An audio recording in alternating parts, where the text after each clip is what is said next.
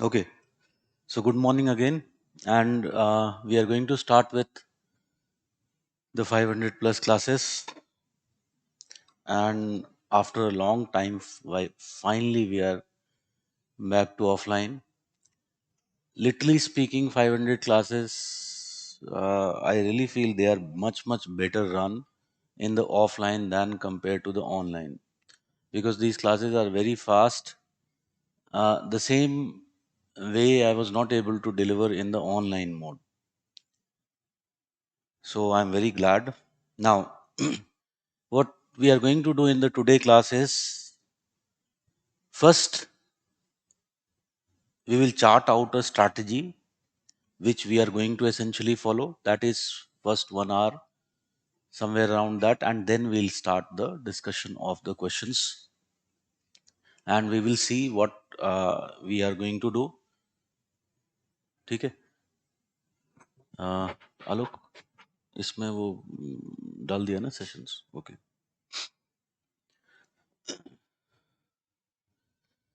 so I hope that all of you are writing this year mains expected to write. I know that there are many dilemmas, but definitely expected to write. And since you are expected to write the mains, we know very well that we have a very limited time. Now, I'm assuming that we have around time till our last class, I think, is on 12th or 13th of August. So we have time to prepare the entire syllabus by 12th of August. That is the maximum time we have. Because after this, just you are getting how much time? You have just 1 month. And in this 1 month, there should be at least 2 revisions of what you have done. And also, so I believe 2 to 3 revisions before the examination is good. So 2 revisions here. And finally, the time that is there between the GS papers and the mains, your third revision should be completed here. Okay.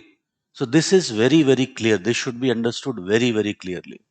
If you really want to excel in the examination, minimum number of revision this is required. ठीक है?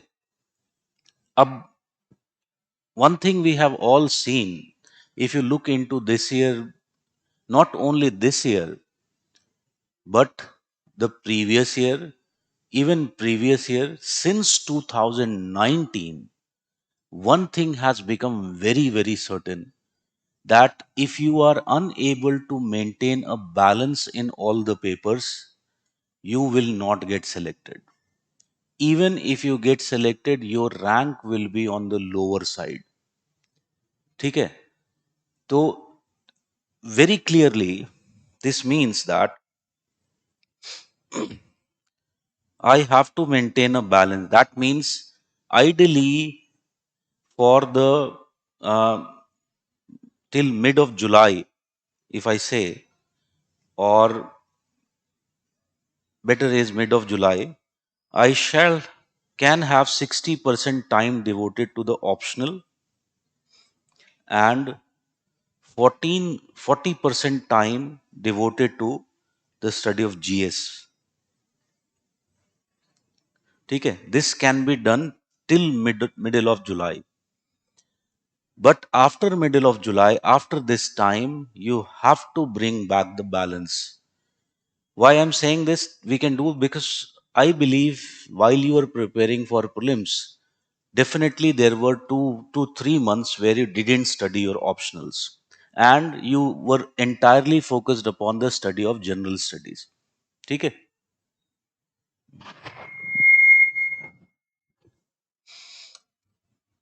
Hello एक minute सुनो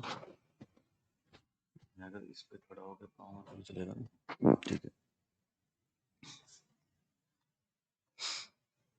okay so it is 15th of July is the cutoff date from my side. No doubt, again, there will be variety of students here.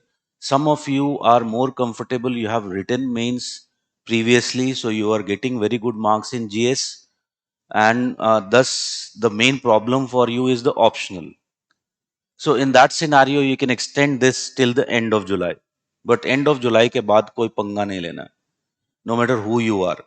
This year also it happened that one of the students I have met, he used to score every year very good marks in GS, but इस बार geography में number अच्छे आ गए हैं and GS में he has got comparatively lesser marks. So you don't have to do that. You have to make sure कि ये balance बना रहे. ठीक है? After this, you start giving more attention to GS and at least 50-50%. ठीक है? Once the classes are finished, once one time your preparation is finished, after that the weightage of the GS part you can increase further. It can go to 60%, 65%. That means in the last 1 month, and the weightage of the optional will be definitely declining during that period. ठीक है? So this division of time is very very necessary. It is very important that you maintain this balance. And from this perspective एक चीज याद रखो कि यहाँ पर हम सब इकट्ठा हुए हैं 500 प्लस के लिए, and the target is to achieve that magical figure of 270 plus marks. ठीक है? जिसमें से किसी पेपर में, for example all of you are hoping that कम से कम 140 140 दोनों पेपर में आ जाए. ओके, एसए में अगर मुझे 140 मार्क्स लाने हैं तो कितनी मेहनत करनी पड़ती है? अगर सपोज करो if I have to increase my marks in essay, how much work I have to do? Just what I have to do is I should be writing an essay every week, at least 1 to 2 essays every week. इतनी ही मेहनत लगती है. ठीक है? This is the only thing that you require. So you have to make sure that you are writing. You can decide one day in a week or 2 days in a week when you are writing essays. So 1 to 2 essay. Those who feel that, again it depends upon where you are in the stage of preparation. So those who have to read more because you are first timer, first time you are going to write means, probably you, if you are not getting so much time, one essay a day. Those who are more veterans, definitely you should be at least writing 2 essays a day. So you fix a date in a week and you do that. So very very important is what, that I maintain this balance. क्योंकि एक बात तय है, मैं ये guarantee दे सकता हूं कि if you follow everything you will B crossing 270 का फिगर क्रॉस कर जाओगे. ठीक है? But I cannot guarantee you, जो बहुत सारे लोग तो मेरे पास आए थे कि मुझे 300 नंबर प्लस चाहिए, वो गारंटी नहीं होती है. ठीक है? It depends on the your stars, it depends upon the day. Maybe questions which you attempted, they were perfectly the correct questions, and those were the questions जो ठीक एग्जाम से पहले रिवीजन करके पहुंच गए. तो there are so many random scores of factors which are involved. But even with a normal, if you talk about level of preparation, with what we will be doing in the classes, you can easily achieve that 270 mark, which I think was the main barrier. Because we saw जितने भी mark list देखी मैंने marksheet में, सबसे पहले मैं, चाहे वो कोई भी ऑप्शनल का हो, I use to check the optional score across the optionals. And one thing I found was that majority cases में almost it was like 98%. If a person is crossing 270 figure, then he was or she was in the list. ठीक है? और ये across the optionals था. So that means वो target हमें achieve करना है कि we have to get 270 figure in the optionals. अब इस कंटेक्स्ट में नो डाउट क्या करें, बिकॉज ज्योग्राफी में देर इज ह्यूज वेरिएशन. अगर हम देखें टोटल मार्क्स जिनके आए हैं इस बार, geography has perform very well. In fact it has been performing very well from past many years. But जिनके मार्क्स आए हैं वो तो ठीक है, जिनके मार्क्स नहीं आए हैं वो काफी कम भी आए हैं. Some of them, some of the students have got very less marks, even less than 200, 210, 220 जो एवरेज स्कोर है नॉन सेलेक्टेड स्टूडेंट्स का, जिन्होंने प्रिपरेशन लेवल ठीक रखी है, वो 210 के पास है. And if you look into 210 and 270, there is a gap of 60 marks, a very very huge gap which needs to be filled. ठीक है. तो essentially फिर करना क्या है? That is why here we are. And अब एक बात तय है कि अगर मैं टाइम अलॉटमेंट को देखूं, okay, I think I forgot to switch off it. If I look into the time allotment, so roughly we are saying we have around 60 days, and in 60 days, suppose I am allotting around 6 hours to the study of geography. ठीक है. Total मैंने 6 hours लगाए इन 60 days में geography को पढ़ने के लिए. So मेरे पास टोटल नंबर ऑफ आवर्स कितने हैं? 360 hours. Now compare this with the syllabus of geography. Syllabus of geography कैसा है? It is very huge. It is actually really huge. And the way the questions are being asked, so much dynamically, so much spread throughout the syllabus. Do you really think कि 360 घंटे में पूरा geography किया जा सकता है? हम्म? मुझे लगता है किया जा सकता है. कैसे किया जा सकता है? जो एवरेज टाइम, फॉर एग्जांपल जो ऑप्शनल फाउंडेशन बैच की क्लासेस का होता है, this varies between 350 to 400 hours. ठीक है. It varies between 350 to 400 hours. And उसमें हम मोर और less more than 80% of the optional पढ़ा देते हैं. नाउ थिंक कि अगर वहां पर टीचर पढ़ा रहा है and students are studying and asking questions also, उसमें इन्वॉल्व होता है so much of time. So now think कि if I suppose focus upon only that content, can I say it can actually be done? हो सकता है कि नहीं हो सकता है? हो सकता है, provided you are limiting your content. अब मैं इसमें बुक्स भी ऐड कर दूं. अगर सपोज करो कि I just have to do the optional content, it is possible. But मैं अब इसमें बुक्स भी ऐड कर दूं, will it be possible? Definitely not.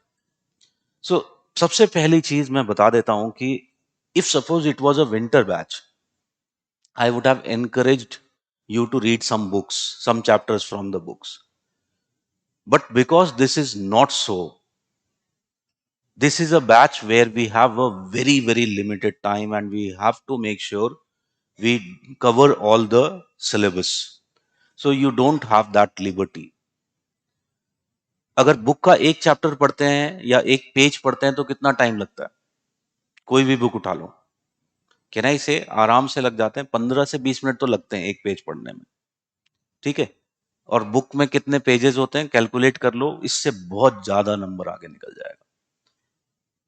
So don't make impractical strategies. सीधी सी बात है कि we have to fix our content कि हम क्या पढ़ेंगे और उतना ही पढ़ेंगे. अब देखो लाइफ में क्या होता है कि there is always involvement of risk. The more you take, the better chances will be that you will succeed. So even if you think that मैं सारा पढ़ लूंगा, ideal approach, there is also a risk involve. I really think that if you focus कि मैं इतना ही पढ़ूंगा, the risk element is comparatively less.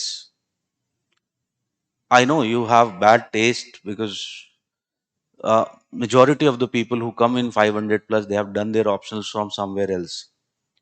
And I know that there is a bad taste in your mouth because वहां पर भी teacher ने बोला था कि अरे हमारे नोट्स पढ़ लो सब हो जाएगा, और एग्जाम में गए तो क्वेश्चन ही नहीं समझ में आ रहे थे. बट यहां पर ऐसा नहीं होगा. It is a very famous course, and if you have heard about it, I know most of you have come from recommendation. So if you know very well कि we cover almost 60 to 70% of the syllabus and very very entirely. ठीक है. So because you are part of 500 plus, now the strategy is very clear. What we will be doing is 60 to 70% we will cover very very exhaustively in the 500 plus. That means for these 60 to 70% of the syllabus topics, you will rely entirely on 500 plus. ठीक है.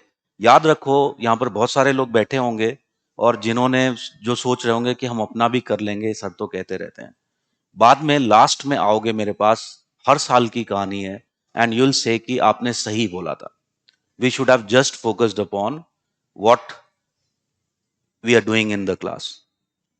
So very important thing is, I know because you have studied from somewhere, so you have your own content also. You'll see that our content is better. ठीक है. अब rather than कि दोनों को मिला के खिचड़ी पकाऊं, what I will do, I'll choose the one which is better and focus entirely upon it. ठीक है. Now, so 60 to 70% here. Mainly हम कौन से areas को cover नहीं कर पाएंगे पूरी तरह से, वो भी मैं बता देता हूं. लाइक फॉर एग्जाम्पल, हमारी फर्स्ट क्लास जो है वो कौन सी है, मॉडल्स एंड थ्योरीज की. You will see that I will not be teaching you models and theories. I'll mainly focus upon the application, other comparison here and there, which type of questions can be asked generally. I'll just focus upon that. So I'm not going to teach you what is one Thunen model, what is Weber's model, what is Malthus saying. Okay, all these things I'm not going to tell you. So those things you have to do from your own. Whatever notes you have, if you do not have your notes, you can go through book. Suppose some of you must have done self study. So, for example, one of the good book for these models and theories is Models in Geography by Majid Hussain. That is a very good book for this topic. So, whatever be the source, वो basic चीज अपने आप से prepare करनी है. ठीक है. Similarly, we will see that there are some areas of physical geography जहां पर उतना exhaustive preparation नहीं हो सकता है. ठीक है. Like for example, एक छोटा सा example हर बार लेता हूं तो उसी को लेता हूं. If I take the chapter of climatology, so in this climatology chapter, for example, एक chapter उठाता हूं, precipitation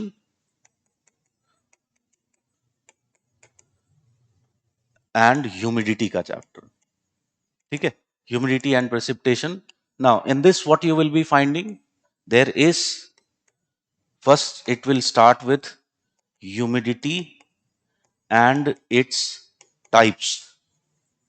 Then there will be dew point and condensation. Then there will be forms of condensation.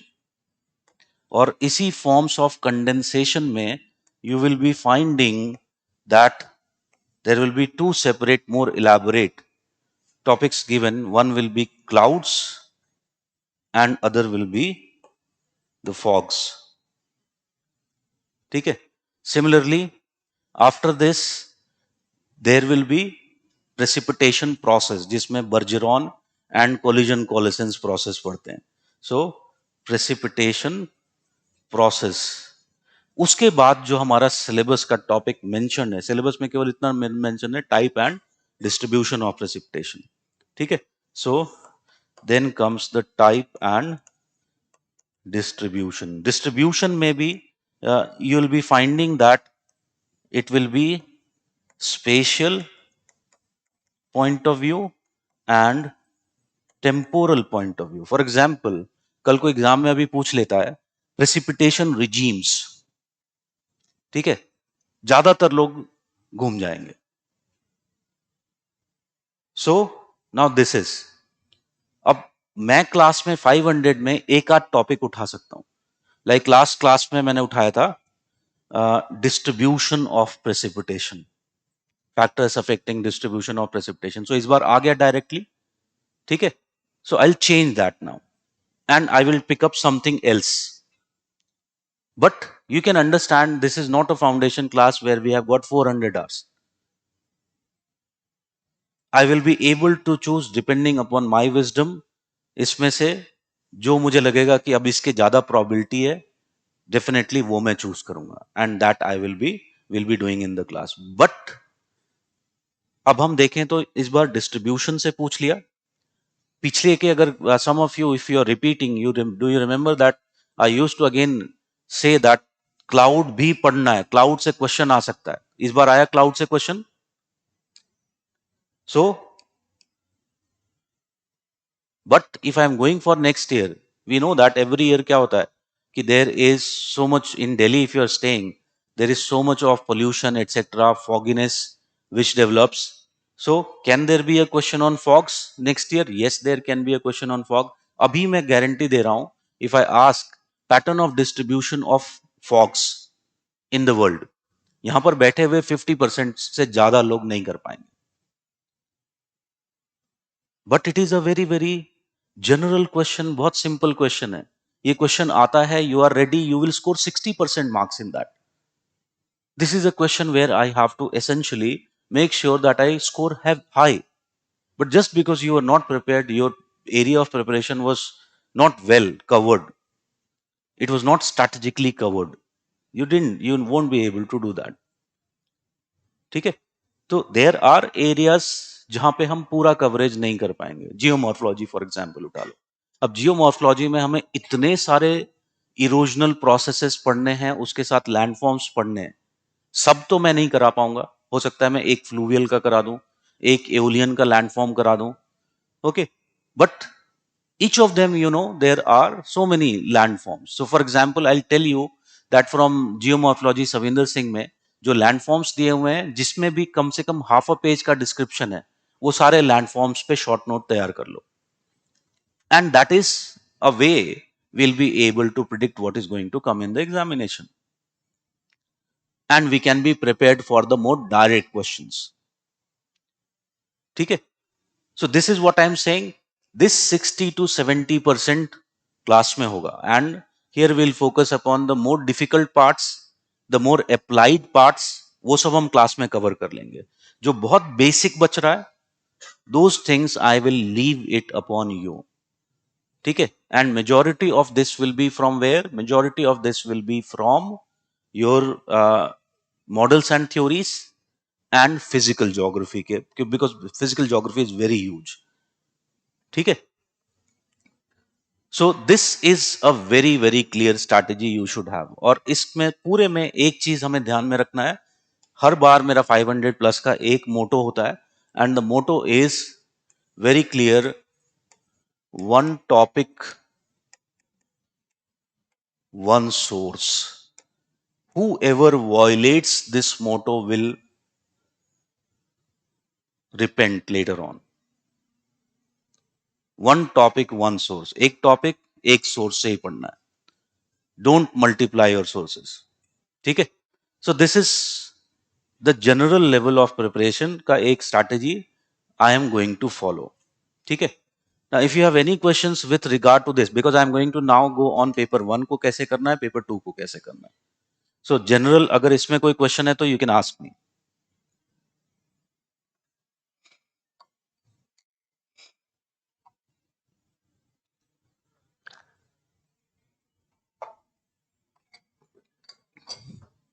Okay.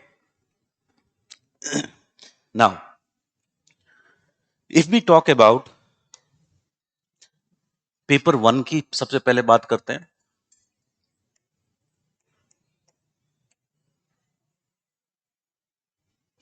Paper 1. For paper 1, the key is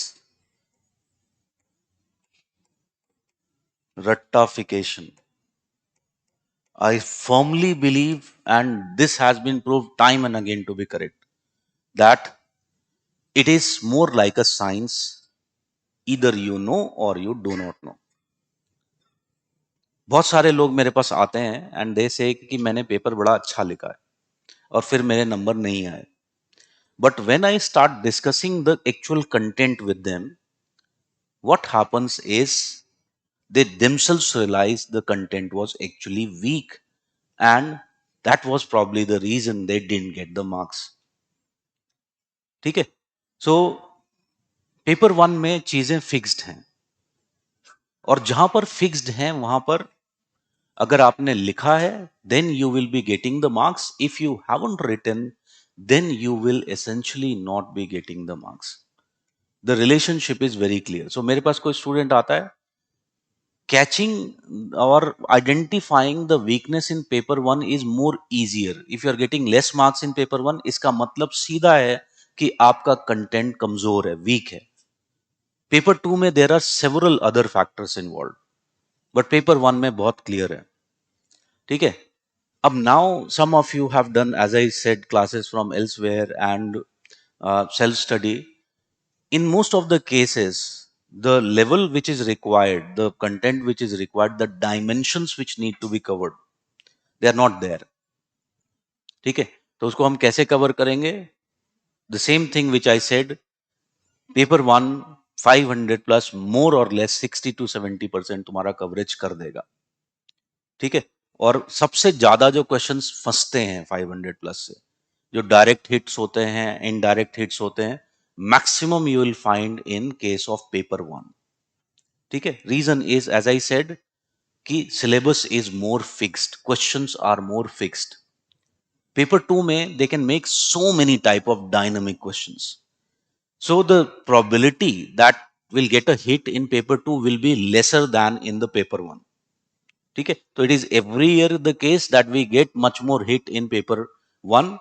and अगर तुम पिछले कुछ सालों का paper उठा करके देखोगे, और मैंने जो कंपैरेटिव एनालिसिस दे रखा है, you'll find कि सेक्शन बी में तो ऑलमोस्ट 100% होता है, ऑलमोस्ट 100%. इसीलिए देखा होगा कि मेरे यहाँ से जो स्टूडेंट सेलेक्ट होते हैं, दे always say that we attended 2 questions from section B, the choice type, that is the human geography.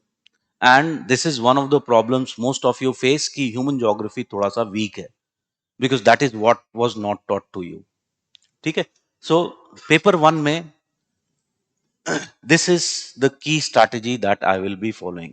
Now, coming to two parts, physical geography and human geography. Physical geography में what essentially I have to do is I have to look into the nature of questions which are asked. ठीक है? अब देखो, one thing is very clear, the questions related with geomorphology are challenging, to say the least. Yes or no? अगर हम देखें 2009 से लेकर के 2017 तक, तो ऐसा लगता है कि यूपीएससी भूल गया that there was even tectonic geomorphology, की प्लेट टेक्टोनिक्स कोई चीज है. They seem to have almost forgot that, and those were used to be the easiest questions to answer. Direct questions आते थे. Mostly they asked from your landform development, और उसमें भी वो जो टॉपिक है फैक्टर्स कंट्रोलिंग लैंडफॉर्म डेवलपमेंट, उसमें जो 10 लॉज हम पढ़ते हैं थॉर्नबरी के, वो एसेंशियली वहां से उन्होंने इतने क्वेश्चंस डायरेक्टली इनडायरेक्टली फ्रेम किए, और इतने ट्रिकी क्वेश्चंस फ्रेम किए कि it was like very very difficult to answer. Other areas like देखा होगा, पुराने पेपर्स उठा लो, slope development. So again they asked very very challenging questions. 2018 से पैटर्न में चेंज हुआ.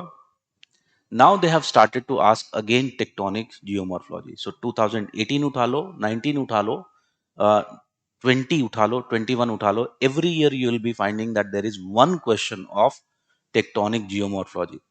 As I said, tectonic geomorphology is easy to answer and more straightforward. But फिर भी there is one change which is there. And what is this change? Even the questions from tectonic geomorphology are not straightforward. Like this year का एक बहुत अच्छा example है. They didn't just ask you the plate tectonics theory. They asked you how plate tectonics theory developed on the foundations of isostasy and continental drift theory. That means there was a chance that you might not would have prepared this question, and you might would have got the connections wrong in the examination. ऐसा हो सकता है. ठीक है? So again, I am just trying to say कि geomorphology एक ऐसा area है which is very vast, and again we are not very sure कि अगर हम इसमें पढ़ाई कर भी लें, if we even devote that, even if we cover the questions, the type of the nature of questions which are asked, I will be able to answer them all, and I will be able to get the desired marks. ठीक है? So that is the case with geomorphology.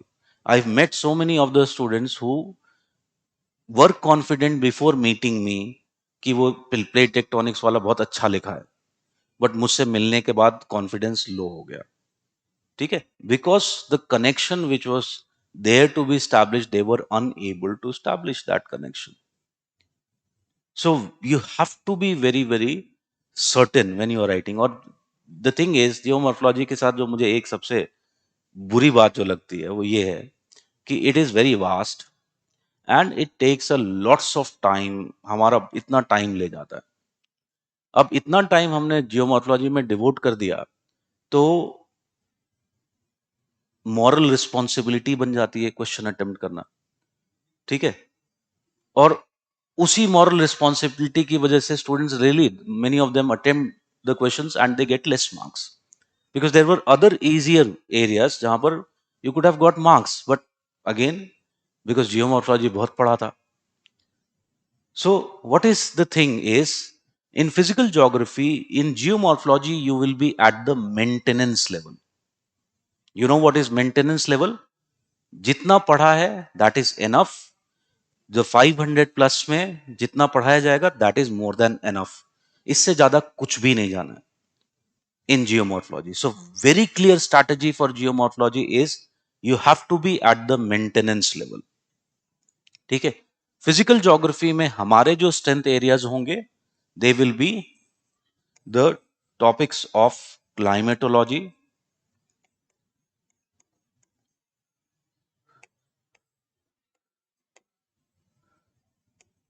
Oceanography and biogeography. Biogeography तीनों को तैयार करने का तरीका अलग है. For climatology, the index page of Savinder Singh book, index page है, एंड यू विल फाइंड उसमें टॉपिक्स एंड सब टॉपिक्स दिए हुए हैं. तो जैसे मैंने यहां पर चैप्टर लिखा तो this is the topic and these are the subtopics. So those are given. Now I have to make sure that in each of them I am well prepared. I am able to write at least 200 words in these questions. ठीक है, और in on these topics. So suppose मैं example लेता हूं, precipitation process ही ले लो. So in precipitation process we study the Bergeron hypothesis और Bergeron theory and essentially the collision collisions. ठीक है, अब इसी पर अगर मैं क्वेश्चन पूछ लूं, if I ask one question related with this,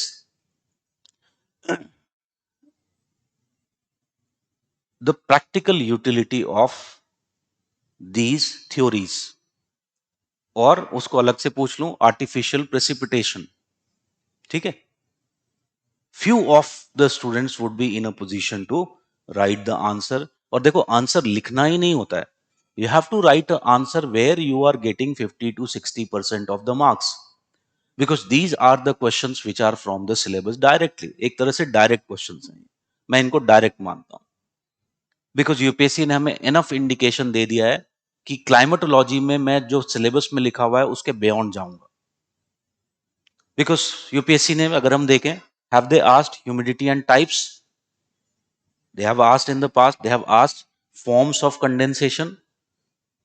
they have now asked on clouds as well. इतने टाइम से मैं कह रहा था क्लाउड्स पे आएगा, क्लाउड्स पे आएगा, क्लाउड्स पे पूछ लिया.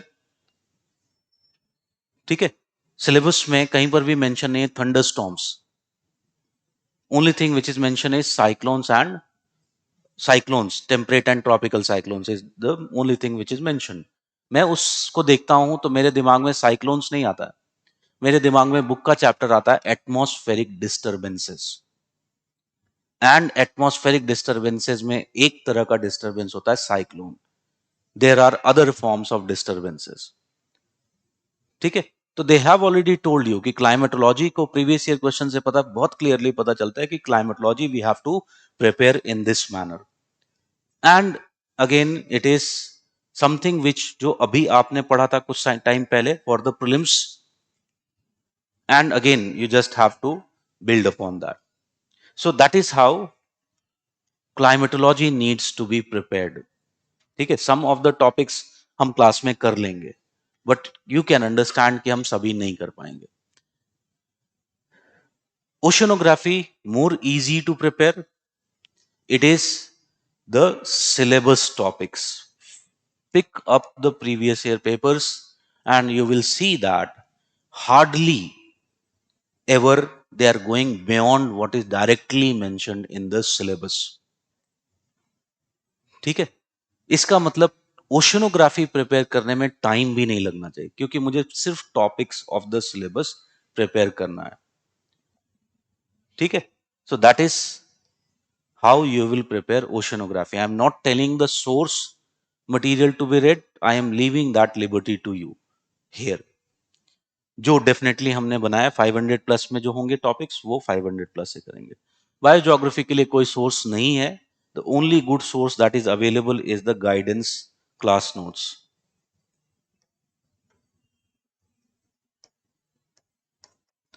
Guidance class notes, that is the only good source which is available for biogeography.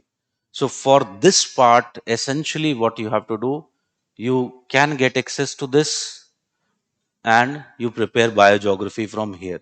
Again I am saying कि 500 plus में we will be able to do few things. ठीक है, so 500 plus में suppose मैंने question करवा दिया, मैंने कोई एक बायोम उठा लिया और उस बायोम पे I discuss, suppose I picked up the steppe biome. ठीक है, but they can ask you, they have done this before. If you look into the previous year questions, you'll find that they have asked the regional variation of steppe biome in the world. पूछा है? So if they have asked the regional variation of the steppe biome in the world, tell me, can they ask in future about the other biomes, their regional variations? पूछ सकता है. Some of them are very, like, probability is high, like Mediterranean biome, बहुत high probability है. इसी तरह से if you talk about tropical rain forest biome, high probability that it can be asked. So this is what I was saying, some of the things we'll do in the class here, but there are many dimensions which are there, which in physical geography, because of the limitation of time, it will be difficult for me to cover all. So those things you will have to do it by your own. Ab suppose karo, the topic is factors controlling distribution of plants and animals. ठीक है, question पूछता है examination में कि classification of plants according to water needs. सीधा classification है यार biogeography के अंदर। There is xerophytic plants, there is the mesophytic plants and there is the hygrophytic plants. Xerophytic के बहुत सारे सब टाइप्स होते हैं। ठीक है, 90% ऑफ पीपल क्या करके आ रहे हैं उस पेपर में, उस क्वेश्चन में, वहां पर कोपेन लिख कर के आ गए, थॉन्थ वेट लिख करके आ गए, सारे लिख करके आ गए। वर दे क्लासिफाइंग प्लांट्स और climates? They were giving climatic classification. So again what marks you can expect, but because लिख दिया है तो you know we are emotionally attached to what we write. So इसी तरह से आई गिव दिस एग्जांपल, मेरे notes में देखोगे तो there is classification of plants according to the strata, according to the edaphic condition, soil conditions, उसके हिसाब से भी क्लासिफिकेशन है। Some are not, they don't like basic conditions, particularly calcium, so they are referred to as calcifuges. There are others who very much flourish in calcium rich conditions, they are referred to as calcicoles.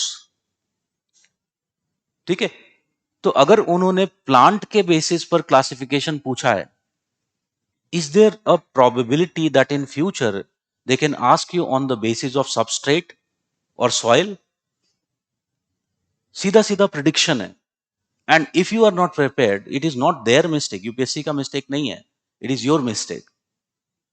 ठीक है, तो ये सब कुछ कहां पर मिल जाएगा? You will get in the class note. So biogeography is very well covered. ये तीन फिजिकल ज्योग्राफी के मेरे कोर एरियाज हैं.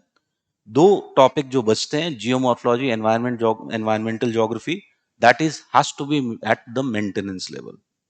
ठीक है, मेरे हिसाब से. Because I always feel environmental geography के क्वेश्चंस की खास बात क्या होती है, some of them can be more direct. Like this year a very direct question came, ecological adaptation of the human beings. ठीक है, तो some of them can be more direct. But उसी क्वेश्चन में I think there was second part also. एक second part भी था ना, कि how human beings are degrading the ecosystem. That was the second part. अब जब डिग्रेडेशन ऑफ इकोसिस्टम की बात आती है, तो you can write, like for example, class में जैसे I'll tell you, there are four spheres of nature: the lithosphere, the atmosphere, the biosphere, the hydrosphere. So when we are talking about impact of the human beings on these four, तो four separate topics बन गए, हमारे headings बन गए, in which I'll talk about how human beings have degraded. ठीक है, but अब यहां पर एक चीज है कि आंसर फिक्स नहीं है. You have lots of liberty how you will be essentially writing. Much of the marks that you will be getting, it depends upon how much good case studies, how much good examples you have essentially written. ठीक है, तो what I'm just trying to say कि little bit subjectivity creeps in there. And in environment geography, there can be scenarios where the questions can be very, very much current affairs oriented, which you might not have studied. ठीक है, इसीलिए पूरी तरह से हम environment geography पर rely नहीं कर सकते हैं, ऑल्दो एनवायरमेंट ज्योग्राफी का theoretical part is very easy to prepare. ठीक है, so again as I said, you have to be at the maintenance level. Environment geography के लिए भी you can refer to the guidance notes. ठीक है, because again I know that environment geography का कोई अच्छा मटेरियल नहीं मिलता है. Guidance notes are a very good source of both this biogeography and environmental geography. ठीक है, तो I am not referring other चीजों के लिए, मैं बिल्कुल अपना नोट्स रेफर नहीं कर रहा हूं, but I am referring these, you keep these as the reference material. And when I am saying notes, इसका मतलब ये नहीं है कि I am telling you to read it entirely. ये बहुत क्लियर कर लेते हैं यहीं पर कि मैं कोई भी बुक पढ़ने के लिए नहीं बोल रहा हूं, कोई भी नोट्स पढ़ने के लिए नहीं बोल रहा हूं. I am asking you to keep them as a reference material, because there will be occasions you want to find some content and you are unable to get the content, because in 500 plus also I'll keep on telling you the dimensions of each of the topics, and few dimensions will cover, so where to study the other dimensions. Or for example, for like how we will be doing.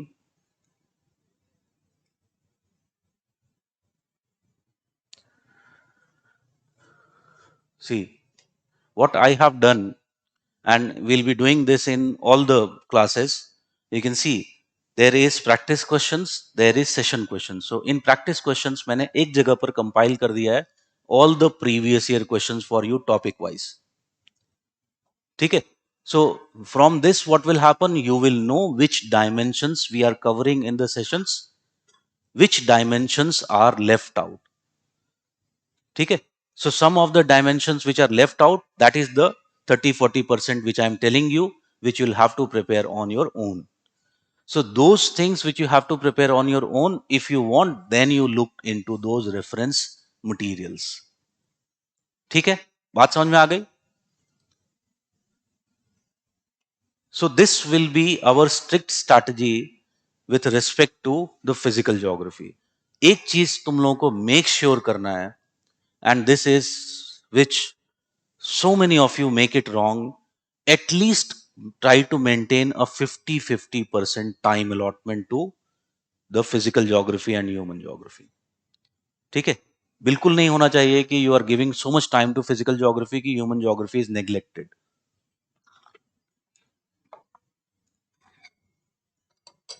ठीक है. So that is the thing. Human geography में मेरा expectation तुमसे बस इतना है, before sitting in the 500 plus classes, that the book which I talked about, Models in Geography, उस level पर हो तुम लोग. ठीक है. How many of you have seen that Models in Geography by Majid Hussain? मोर और लेस देखा होगा. तो at least that level you have maintained. ठीक है. Then we can build upon that level further. इससे ज्यादा मुझे कुछ नहीं चाहिए, ना कोई नोट्स चाहिए, कुछ भी नहीं. If you have done that from your notes, it is well and good, no problem. But I am just talking about the level. That level should be maintained when you are sitting in the class. ठीक है. And for this, as I said, 500 plus, really you will see that it will be enough. My course is designed in such a manner, you will see that it will be more than enough. I give lots of weightage to human geography because I know in the foundation batches less weightage is given to human geography. So I try to balance it out here. So human geography में this is going to be the main source. First level में हम पूरा syllabus को prepare करेंगे. ठीक है. But when you go to the second level of preparation, the revision part, वहां पर you can choose the topics which essentially will become your strengths. ठीक है. So if we talk about those topics which will become our strengths,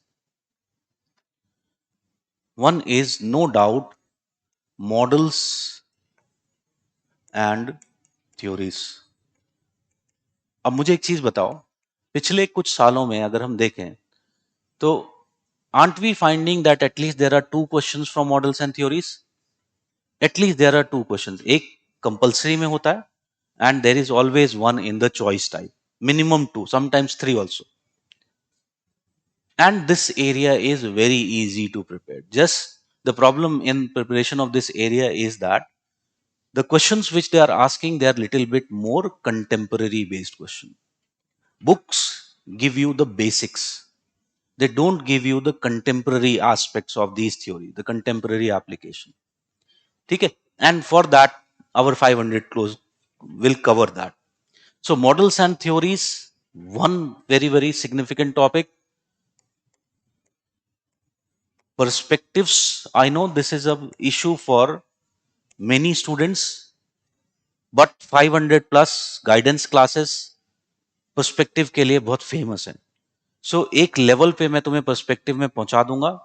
you will see perspective की सबसे खास बात क्या है कि नो डाउट कि क्वेश्चंस आ सकते हैं. Some years we have seen that there were so many questions. I think 2018 में था या so many questions were there from perspective, और 2019 में था, 18 I think it was. So good thing about perspective is direct question आते हैं. इस बार भी अगर मैं उठा करके देखूं बिहेवियरल ज्योग्राफी पे जो क्वेश्चन आया है, तो जस्ट गिव मी 1 मिनट, एक दो चीजें और बता देता हूं उसको लेकर के.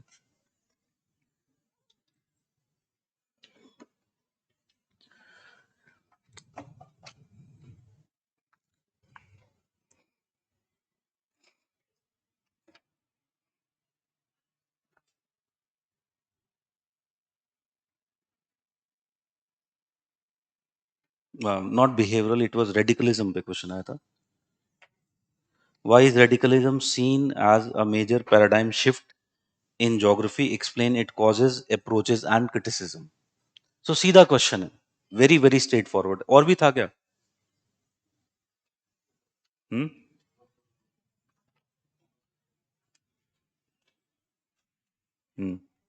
This was the main question which was asked. So every year what is happening is they will be asking, इसमें अब क्वेश्चन आया quantitative revolution, origin, development, criticism of quantitative revolution. So they are asking you very straightforward questions. Perspective की अच्छी बात यही है, and this means that even if I am not understanding it properly, if I just mug up then also I will be able to get sufficient marks in the perspectives in human geography. अब इतने सारे लोग ये बात बोल चुके हैं कि perspective is the key to geography and you score on the basis of perspectives, तो सीधी सी बात है कि हमें थोड़ा सा सीरियसली इस टॉपिक को लेना पड़ेगा, because not only paper one, it will also help you out in paper to in getting to the understanding of what geography is. Once you understand this, understanding of the questions, what approaches to take, it will become easier for you. ठीक है, तो perspectives will be our one area. Then another area जो easily prepare होता है और एक आध question मिल जाता है, डायरेक्ट क्वेश्चंस मिलते हैं, and this is regional planning. बहुत छोटा सिलेबस है, सीधे सीधे क्वेश्चंस हैं एंड कैन बी प्रिपेयर्ड. अब इसमें भी कभी कभी क्या होता है, there are some tricks involve. Like for example इस बार एक क्वेश्चन था from this, suggest criteria, indicators and techniques for delimitation of formal regions. ठीक है, अब क्लास में हम जो पढ़ाते हैं, we talk about the criteria, we talk about the techniques for the delimitation. ठीक है, तो क्राइटेरिया के बेसिस पर क्लासिफिकेशन किया जाता है कि this many type of regions, formal regions can be there. So there can be formal regions which can be physical in nature, and there can be those which are based upon the human criteria. उसमें भी single criteria formal regions and multi criteria formal regions. So definitely criteria वाला part class में बहुत अच्छे से cover किया जाता है. यहां पर इन्होंने एक थोड़ा सा घुमा दिया, इंडिकेटर्स भी ऐड कर दिया. ठीक है, तो अब यहां पर कंफ्यूजन हो गया और हो सकता है कि क्लासेस में उसको प्रिपेयर नहीं करवाया गया. तो how I will be smart enough to overcome this crisis which I might face. मुझे भी अभी भी प्रॉपरली समझ में नहीं आया है कि what they want by this criteria and indicators. ठीक है, लेकिन मुझे इतना पता है कि मैं लिख रहा होता तो मैंने एक हेडिंग बना दी होती, क्राइटेरिया एंड इंडिकेटर्स, और उसमें जो भी क्राइटेरिया और इंडिकेटर्स मुझे आते हैं दोनों लिख दिए होते, and I would have tried to overcome this crisis. So many times you have to be smart enough. Some words are very much like interchangeable, because अगर हम इंडिकेटर्स में भी जाते हैं तो similar type of indicators we will look into which will indicate about the region. ठीक है, so this is what I am saying, regional planning is an area जहां पर स्ट्रेट फॉरवर्ड क्वेश्चंस मिलेंगे. एक ईयर मुझे याद आता है when they asked one methodology when it was not so much taught, otherwise straightforward questions आते हैं हर साल. So in this and population settlement, particularly population geography. ठीक है, ये चार मेरे कोर होने चाहिए.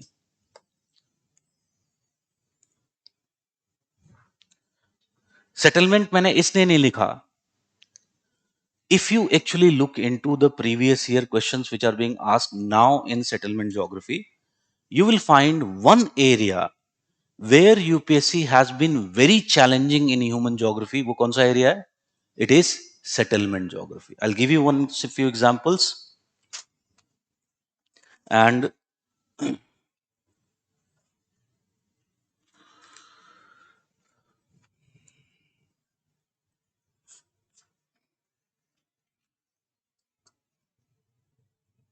like for example, small number of mega cities are playing key role in organization of global economics and culture. Explain. Class में we had done in 500 plus also, optional also, this was just about the world cities.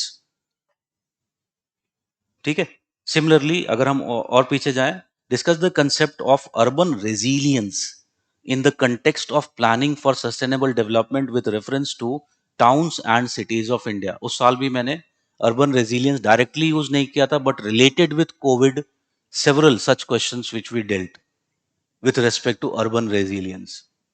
ठीक है, what I am just trying to say is, जैसा कि हमने geomorphology में देखा था, वैसे ही what has happened in settlement geography, UPSC has been quite innovative. UPSC has been asking very good question in this topic. इसका मतलब है कि I cannot completely rely on settlement geography. मैं उसको prepare करूंगा, अच्छे से करूंगा prepare. In the 500 plus classes, will prepare it very well. But still, मेरा aim ये होना चाहिए कि इसमें से कुछ भी आता है, because these are more direct. I should score 60% and above marks in these topics. Straightforward questions होते हैं and scoring 60% and above is more probable. ठीक है, उसके बाद बचता है economic geography. Economic geography is the geomorphology of human geography. It is very vast and not everything can be prepared in that. So economic geography में हम 500 plus में भी we will be at a maintenance level. Basic concepts मैं सारे समझा दूंगा. How to apply those concepts, that also you learn. Some techniques I teach you how to utilize that. For example atlas को utilise करके कैसे हम अच्छे answers लिख सकते हैं even with respect to economic geography.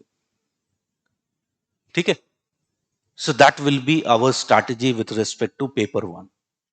अब इसमें किसी को कोई डाउट है तो you ask me now.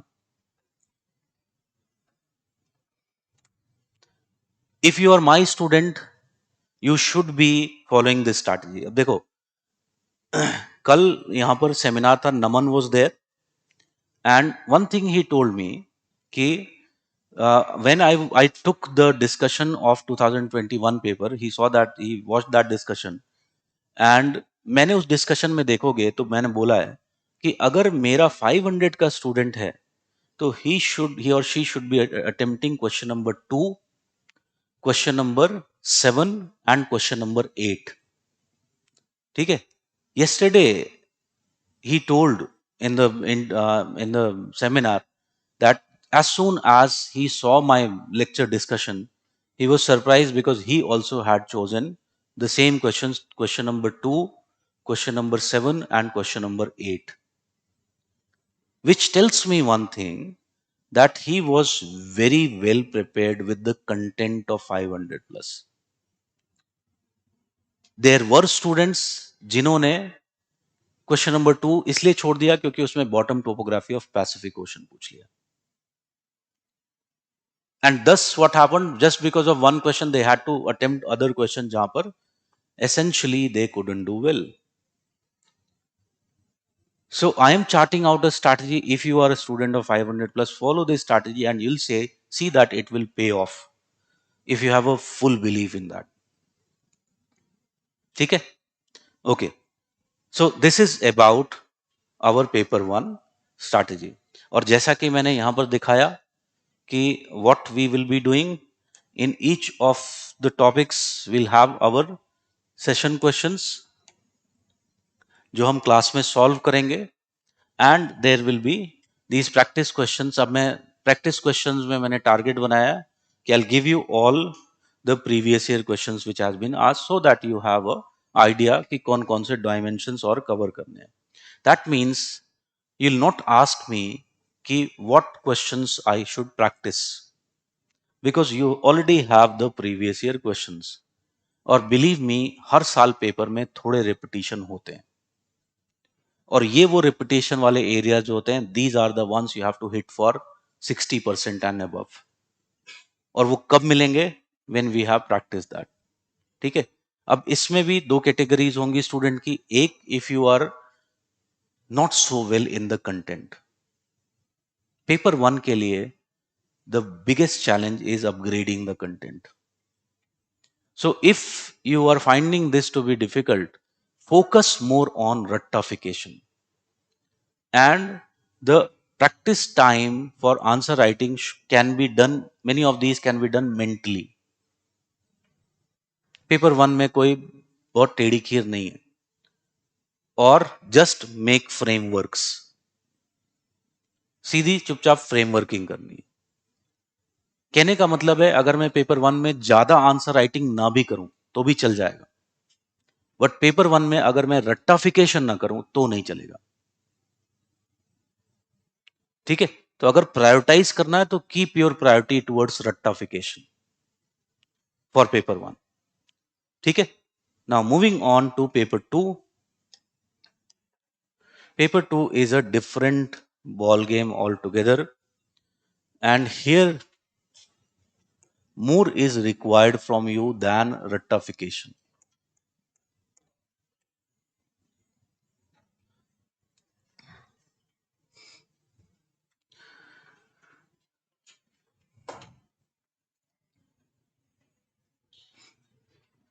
So, paper 2 की बात करें तो in paper 2 there is no choice from my side. There is no choice in paper 2. Paper 2 के सभी टॉपिक्स को प्रिपेयर करना. रीजन बीइंग, फर्स्ट लेवल पे सभी टॉपिक्स को हमें करना ही करना है. Because in paper 2 if you look into the questions, they are combining topics. ठीक है. उन्होंने बेसिकली क्या किया कि उठाया रिवर और ग्राउंड वाटर और वाटर रिसोर्स का टॉपिक और उसको लिंक कर दिया इरिगेशन के साथ. If you look into the previous year questions, you will find one such question. ठीक है. So what they are doing, they are linking many of the topics together and they are framing new questions in this manner. So suppose if I choose कि मैंने resource पढ़ा और मैं agriculture का topic नहीं पढ़ा, then what will happen? जो resource की मेहनत थी वो बेकार हो गई. सो बेस्ट क्या है पेपर 1 पेपर 2 के लिए? You have to make sure कि सिलेबस के जो टॉपिक्स दिए हुए हैं, you are in a position to write 200 words on each of them, each of the topics. ठीक है. अब देखो, मैं यहां पर जो अब स्ट्रैटेजी बता रहा हूं, यहां पर I am assuming that you have done a basic level of reading paper 2 में. एक बार सिलेबस का कवरेज हुआ है overall.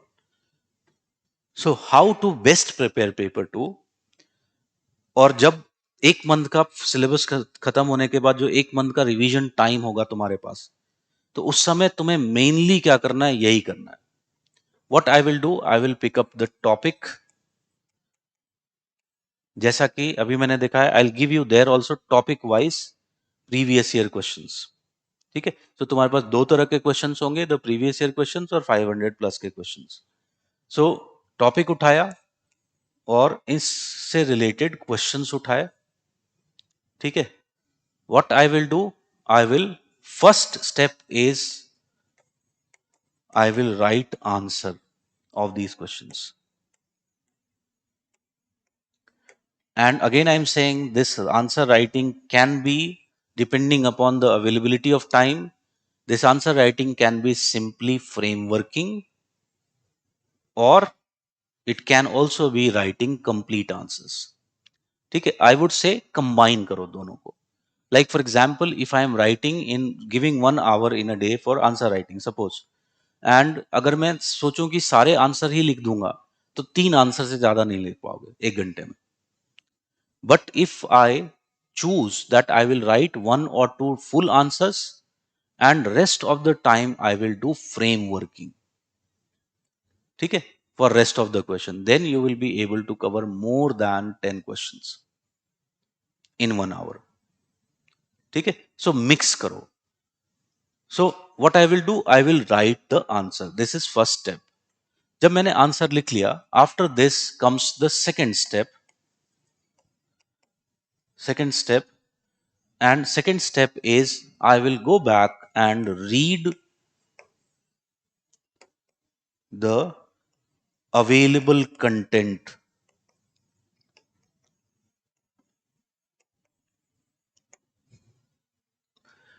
I will read the available content. जो मेरे पास कंटेंट अवेलेबल है, ये कंटेंट कहां पर अवेलेबल हो सकता है? It can be available in the book, it can be available in your notes.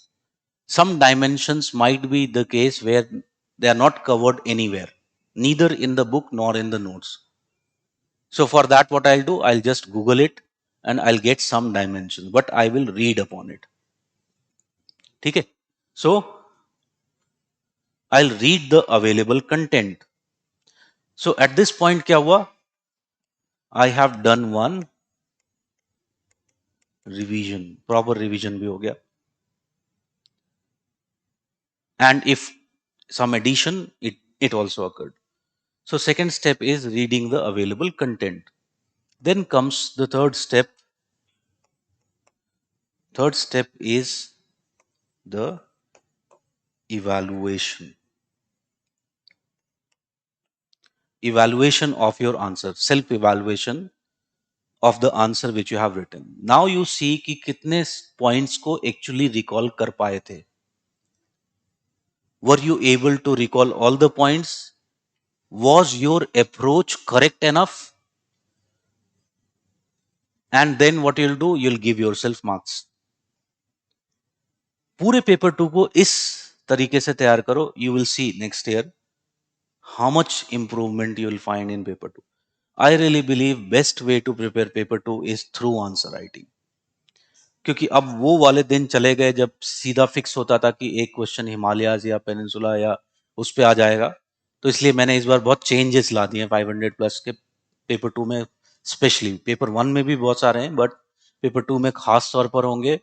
Like for example last year तक उसमें देखोगे तो एक क्वेश्चन मैं करवाता था, इवोल्यूशन ऑफ पेनिनसुला. 1.5 घंटे लगते हैं उसको करने में. उस 1.5 घंटे में मैं कितने सारे और क्वेश्चंस करवा सकता हूं. So now this year 500 plus मैंने उसको रिमूव कर दिया. इवोल्यूशन ऑफ पेनिनसुला पूछ ही नहीं रहा यार, क्यों पढ़े फालतू में.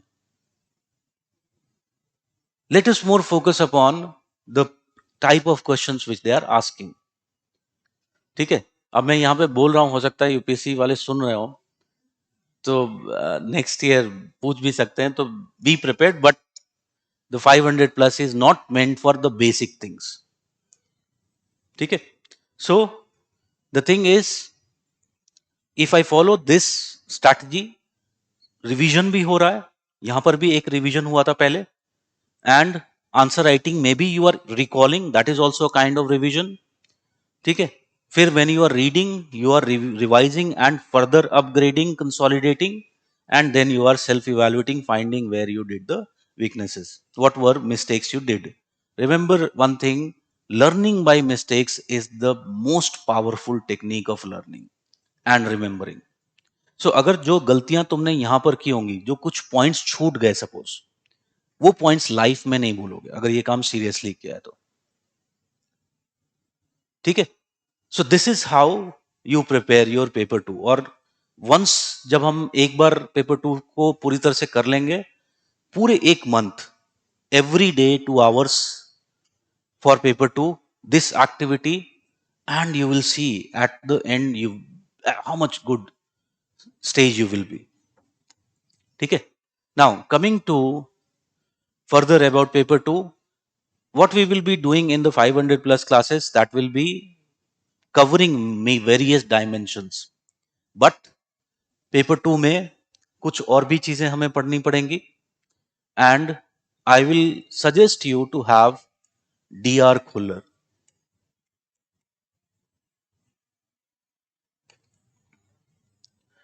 The book DR Khuller with यू. Khuller इज अ बुक जिसमें बहुत सारे अच्छे डायग्राम्स हैं, डाटा है, चार्ट्स हैं. मेनली हम वही यूज करेंगे. ठीक है. पूरी बुक एंड टू एंड नहीं पढ़नी है. It is not also possible. Like yesterday someone was asking कि कंटेम्पररी इश्यूज कहां से पढ़ें. क्वेश्चन से सुन के ही पता चल जाता है कि बुक कभी खोल के भी नहीं देखी. If you look into DR Khuller, almost 60%, 70% of your contemporary issue is covered.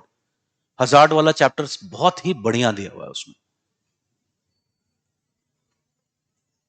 So, this is the book which you should have as a reference material. Again, I am saying reference material, not the main source. Main source will remain the 500 plus. So, that is one. Plus, here you have to do lots of atlas work.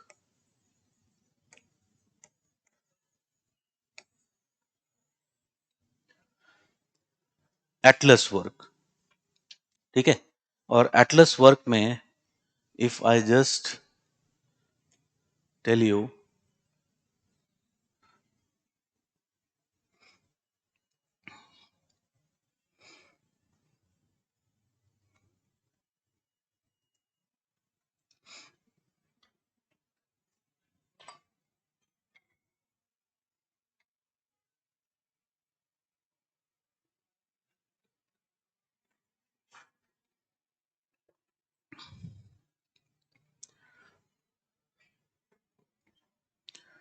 So in the atlas we just focus upon this physical geography uh, for areas and जो state वाला दिया होता है हम उसी को देखते हैं.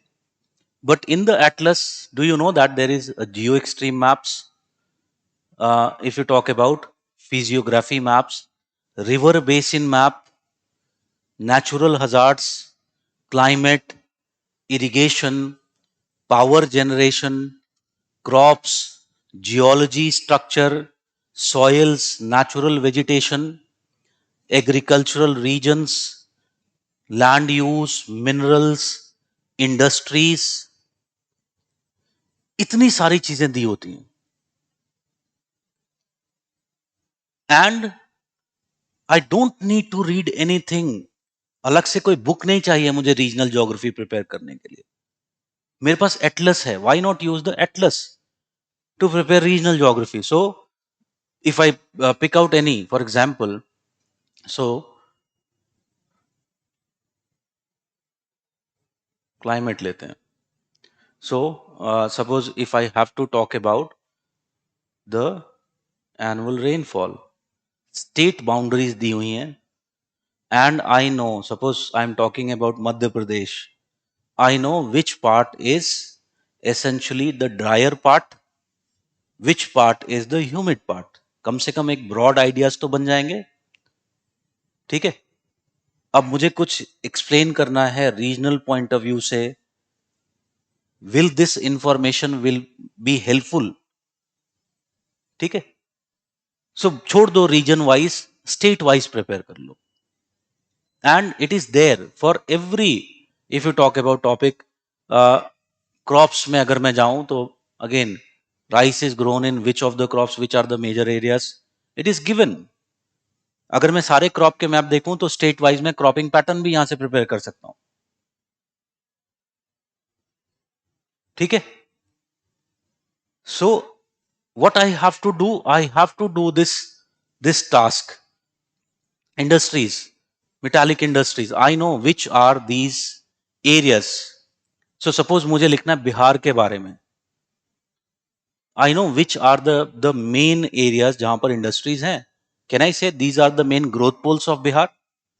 If you have to do development, if you have to plan regional development, you will have to identify the growth poles. और बताना पड़ेगा कि क्यों ग्रोथ पोल हम आइडेंटिफाई कर रहे हैं. Patna, why Patna should be the growth pole. Which industries, what is the already the level of inertia it has. इसके लिए मुझे कुछ अलग से पढ़ना है?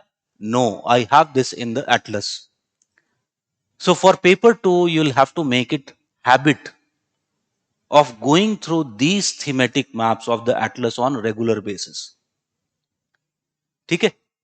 बेस्ट क्या है कि मैं स्टेट्स उठाता जाऊं और उस स्टेट के हर थीमेटिक मैप को देख लूं कि उसमें किस तरह का जियोलॉजिकल स्ट्रक्चर मिल रहा है, किस तरह का क्लाइमेट मिल रहा है, किस तरह का सॉइल मिल रहा है, किस तरह का vegetation, which are the rivers which are flowing through, which is the transportation networks, main जो नेशनल हाईवे जा रहा है. ठीक है. मेन रेलवे लाइन कौन सी जा रही है, कौन कौन सी इंडस्ट्रीज वहां पर लोकेटेड है, रिसोर्स बेस कैसा है, प्रिपेयर हो सकता है. ठीक है. And if you have done, you have very powerful specific tools to write answers of Indian geography. Most of you, I know, हम देखते हैं तुम लोगों की कॉपीज में, this is the part which is missing. Class में सीख लिया कि कैसे लिखना है, अप्रोच समझ में आ गया, बट जो स्पेसिफिक लिखना है वो बहुत मिसिंग है. तो this is the activity which will differentiate whether you will be getting 120, 130 or you will be getting 150 and plus. So give adequate importance to this activity. Or you can understand कि ये जो activity करोगे, is it only helpful for the optional? It will immensely help you out in the GS. So वहां पर भी score improve होगा. ठीक है. So this is what I expect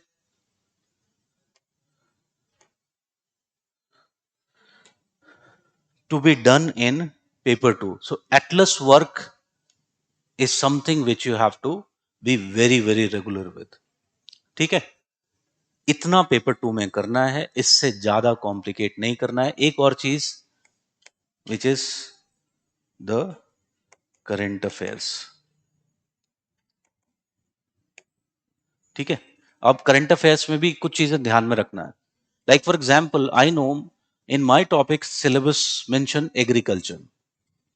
ठीक है, तो if suppose there is some scheme in news related with agriculture, it definitely becomes important for my optional point of view. ठीक है, तो जब हम करंट अफेयर्स पढ़ रहे हैं, वेरी इंपॉर्टेंट थिंग इज इसको मैं प्री पहले से ही इसको रिलेट कर दूं, which topic it is related with. ठीक है, so all already made relationships should be there while reading the current affairs. So this is what we have to do for paper 2. इससे ज्यादा कोई जरूरत नहीं है, इससे ज्यादा कर भी नहीं पाओगे. And if we are able to do this much, you will see that you'll do very well in geography optional paper. एक बात और बताता हूं, at no point at no point let this come in your mind कि because you know कि यहां पर हम 4 hours we are going to spend, that it is going to waste your time. Simple सा रीजन है, जो मैं तुम्हें 4 घंटे में करवाऊंगा, मैं गारंटी देता हूं, मैं चैलेंज करता हूं कि उसको तुम लोग खुद से 4 दिन में करके दिखा दो. 500 प्लस से टाइम कब वेस्ट होता है? When you don't follow my advice. And my advice is very clear, one topic one source. 500 plus को रिवाइज करना है, समझ में आया तो अच्छी बात है, नहीं समझ में आया तो रट्टा मारो. But don't think कि I will become a very master of the topic and I'll go back at home, I'll search internet, I'll search books. अगर समझ में नहीं आया, in the process, what will happen? You will waste your time. So अगर 4 घंटे की class है, suppose मान लो, उसको रिवाइज करने में कितना टाइम लगेगा? I firmly believe that if you are attentive in the class 2 hours, it will take to revise that. Majority of weeks में, 2 वीक को छोड़ करके मेजॉरिटी ऑफ वीक्स में you will find that there is a gap of 1 day. So there can be another revision which can be essentially done. ठीक है, इतना ही करना है and I'll not go beyond this. If you follow, you'll see the magic happen. ठीक है, now if you have any queries you can ask me now.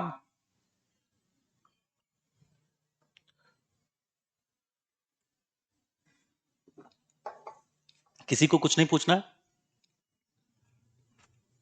Okay, so if you don't have to ask anything, let us begin.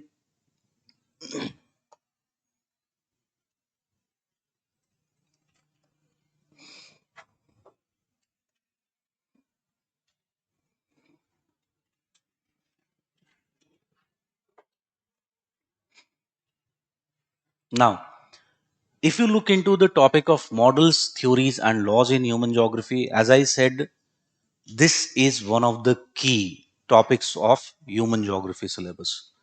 This topic not only gives you direct advantage, this topic also gives you indirect advantage in writing answers of paper 1 also and paper 2 also. ठीक है, so has to be prepared very very thoroughly.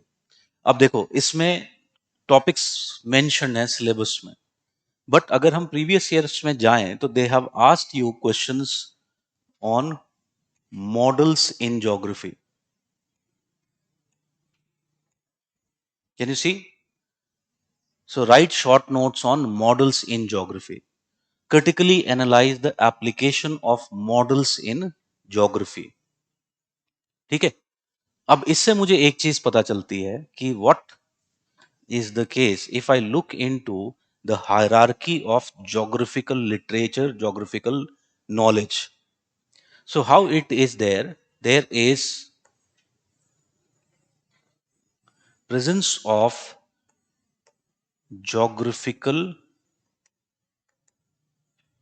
information. ठीक है, there is presence of this geographical information. From this geographical information, what we do, there is selection of the relevant geographical information which is relevant. There is so much of geographical information, so there is selection of relevant geographical information.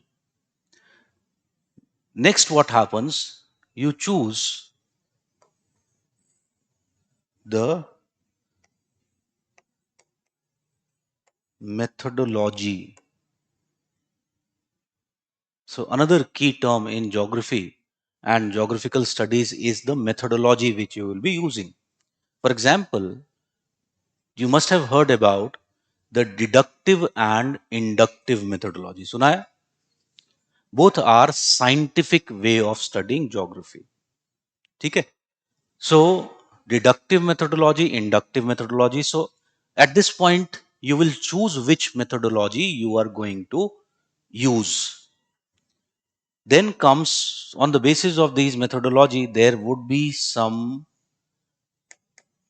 hypothesis. There will be some hypothesis. So hypothesis is essentially what? It is a carefully constructed idea which has not been validated. Okay, it has not been proved, but it is systematically, carefully constructed idea. Whether it is valid, it is still not proved. Once it is proved, it becomes a theory. It essentially becomes a theory. Okay? Now, very important thing about the theories is that theories can be exemplified, explained, manifested through models. Okay? So they are manifested through what? They are manifested through models. That means one theory can have many models, but a model will always have one theory to which it would be attached. Okay? So model is essentially what? It is a way of manifesting the theory. Now, once that theory is universally proved, it is applicable everywhere, it becomes a law. It essentially becomes a law. Okay? So law is essentially what? It is a principle which is universally applicable. That is what we mean by law. हमारा syllabus क्या mention करता है? Term law भी mention करता है. So models, theories and laws in human geography. Okay? So that is the law. Finally, at the top of all this is approach.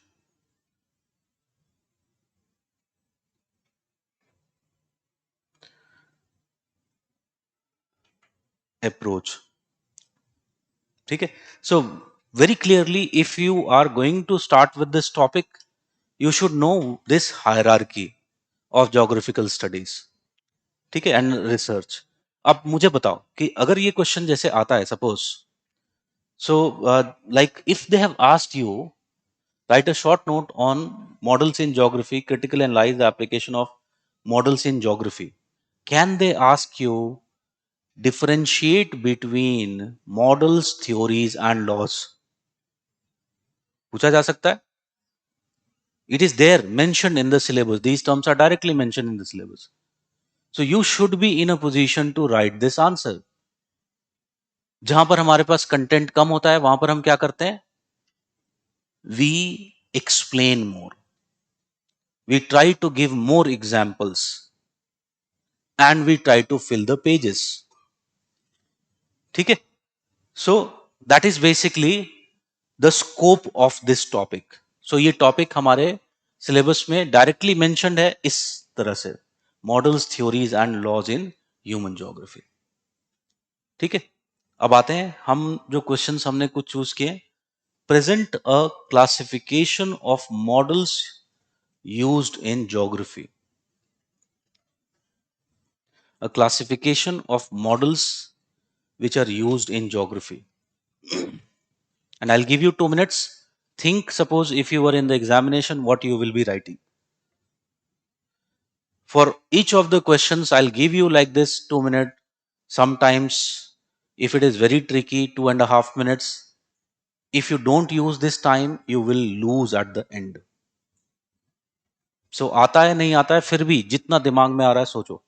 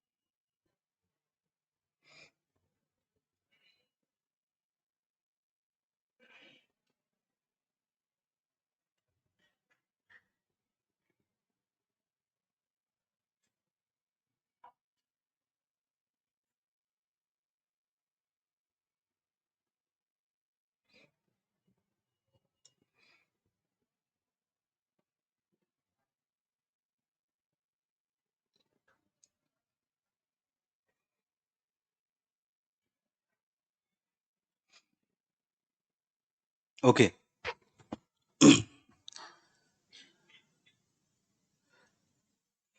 Now the thing is, if suppose this question was asked in the examination, how many of you think कि ये question attempt किया होता, suppose choice type में होता तो? नहीं किया होता. Okay, some of you would have done that. I think इसके बारे में मॉडल्स इन ज्योग्राफी में भी एक कुछ लिखा हुआ है. ठीक है, उसमें भी लिखा हुआ है, it is there. So it is something which is common knowledge, and because UPSC has already given you indication की क्वेश्चन पूछा जा सकता है, you should have been ideally ready. One thing is very clear.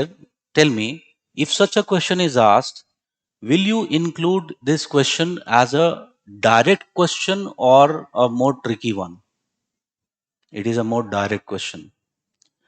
बहुत clear है कि in examination there is 3 type of questions: the direct, the tricky and the exceptional. Direct में मुझे जो मार्क्स चाहिए वो 60% एंड अबव, ये मार्क्स मुझे स्कोर करने हैं.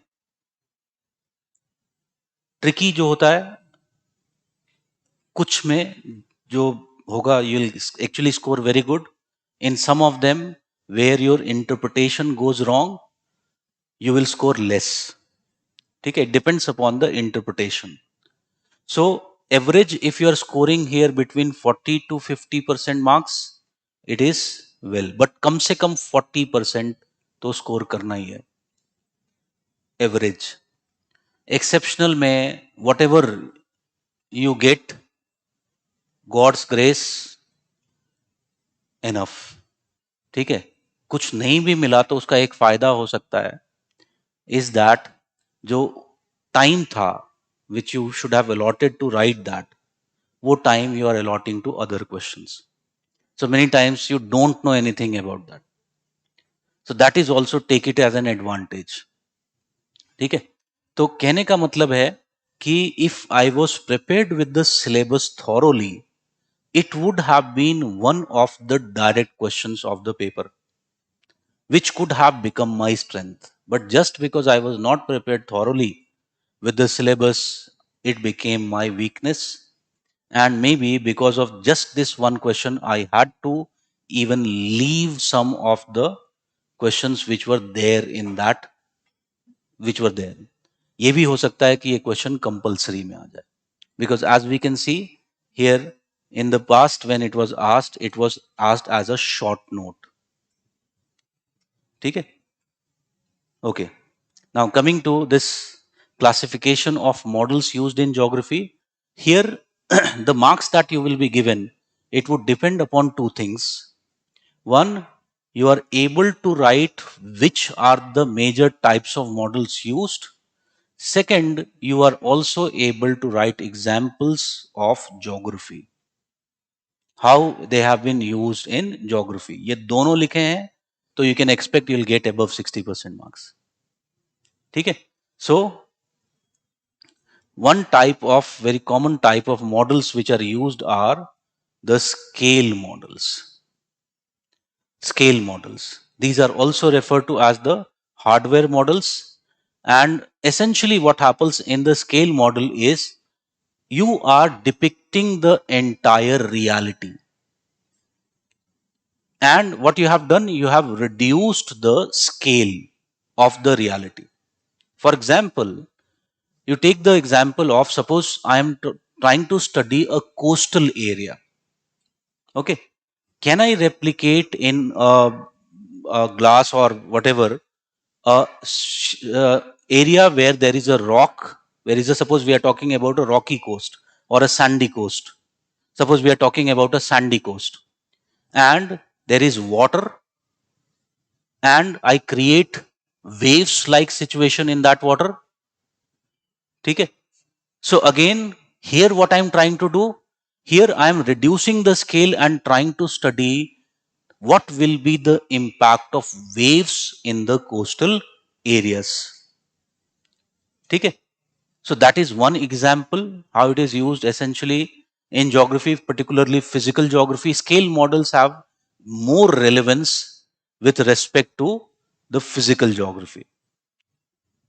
Other examples, like for example, continental drift theory पढ़ा है. Continental drift theory में what we do, we try to create the reality at smaller scale when we are doing the mineral density experiments. ठीक है? So उसमें one of the evidences में पढ़ा होगा mineral density experiments. So mineral density experiments में what they do?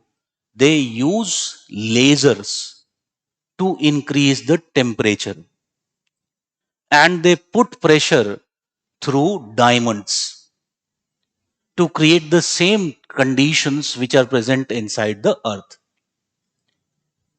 ठीक है? So they try to see how the minerals and rocks behave. And it is one of the most important sources which provides us information about the interior of the earth. So that is also what? That is also a scale model. So such type of models are referred to as the scale models, where you are creating the reality at a smaller scale. समझ में आ गया? Okay. Now, if you talk about such scale models, there can be issues related with such scale models. And one issue is that of the scale itself. Okay. So अगर मैं scale की बात करूं, suppose I was giving example of the coast. ठीक है? And we were talking about a sandy coast with waves. What studies I did, if I try to expand the scale of these studies, ठीक है? तो मैंने उसमें जो भी चीजें थी, जो भी कंपोनेंट थे उस मॉडल में, सबका स्केल बड़ा कर दिया. I expanded the scale of all. Okay? And then I see how it would be essentially applicable or not, or the result which I was getting, will it be applicable or not? We will find that results would change. They will not be applicable. For example, think if I increase the scale of sand, can I say it would become boulders, cobbles, pebbles? If a wave is hitting boulders, cobbles, and pebbles, will it have the same influence which it was having with respect to sand? Definitely not. Result would have changed. If I reduce the scale, then it would become silt and clay. The behavior of silt and clay is different from that of the behavior of sand. Okay? So, in these scale models, what is the problem is that generally speaking, the results are more applicable with respect to the scales. As you change the scale and you try to apply it on larger scales, what will happen?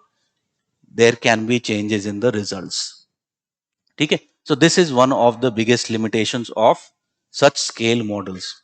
One special type of scale model, one variation of scale model is, you all know about this, it is the maps. Okay? Maps are also models of geography. जैसा कि मैंने पहले बताया, what is model? Model is a way of representing a geographical fact, a geographical information, or geographical theory. That is what we essentially call it as a model. Okay? So map is also essentially what? It is also a model. It is also a scale model. So when I am using a map, have I essentially reduced the scale of an area, a space which I have to study? Okay? So clearly map is also one such model. Now map में क्या होता है? These maps can be of variety of types. They can be in the form of aerial photographs, but generally we use projections to draw these maps. Okay? Maps can be of two types. In general, they can be large scale and small scale maps. Okay? So depending upon the scale is basically what? Suppose there is 1 unit on the map. In reality, how many units on the real world it would mean? Okay? So the maps can be small scale and large scale maps. Atlas में जो map दिया होता है, which we were just now seeing, it is small scale or large scale? It is a small scale map. Okay? So essentially, if you talk about in small scale maps, what are the issues that we face? You cannot put all the informations in small scale maps. The details, so many details are skipped. They'll just give you a generalized picture of the reality. So one method which has been used in such models or maps is there is use of various type of symbols. Okay? For example, in our atlas, if we look into various ways, one is if you look into the crop map, are they using lots of symbols to show that which is the activity or cropping activity which is done? अभी हमने industries का देखा था, तो वहां पर symbols थे. So they are using such symbols. Other methods can be use of color.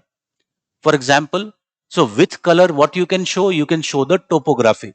You can show the relief of a particular area. Similarly, if you talk about other things like use of hashes, with that you can show the steepness of the slope of a particular area. Okay? So again, that is the case of the small scale maps. In large scale maps, you can essentially show more details. So there can be symbols related with particular buildings, like PO means post office. Okay? So topographical maps are essentially what? They are the large scale maps. They are examples of the large scale maps. So that is how the map tries to present the geographical reality. So it is also one of the models which is used. Now, what are the problems that we face while using maps as a model in geography? There are some problems we face. One is essentially the choice of scale and which scale should be used. Again, the purpose would define what is the purpose. If it is the purpose is mainly a planning purpose, suppose, then what will be the case? We'll use large scale maps. If the purpose is essentially a teaching purpose, educational purpose, then we are using the small scale maps. So scale, choice of scale is one of the issues because it creates another problem, which is assimilation of or showing the information. It is tied with what is the scale of my map. There are other issues that we face. Like for example, one of the issue is when we are trying to depict reality with maps as model, we have to choose between the shape and the size. Okay? So accuracy between the shape and size.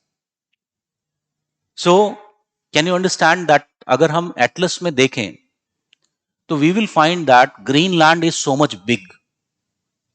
It looks very big. If you go towards the poles, you'll find that the land keeps on expanding. It keeps on becoming big.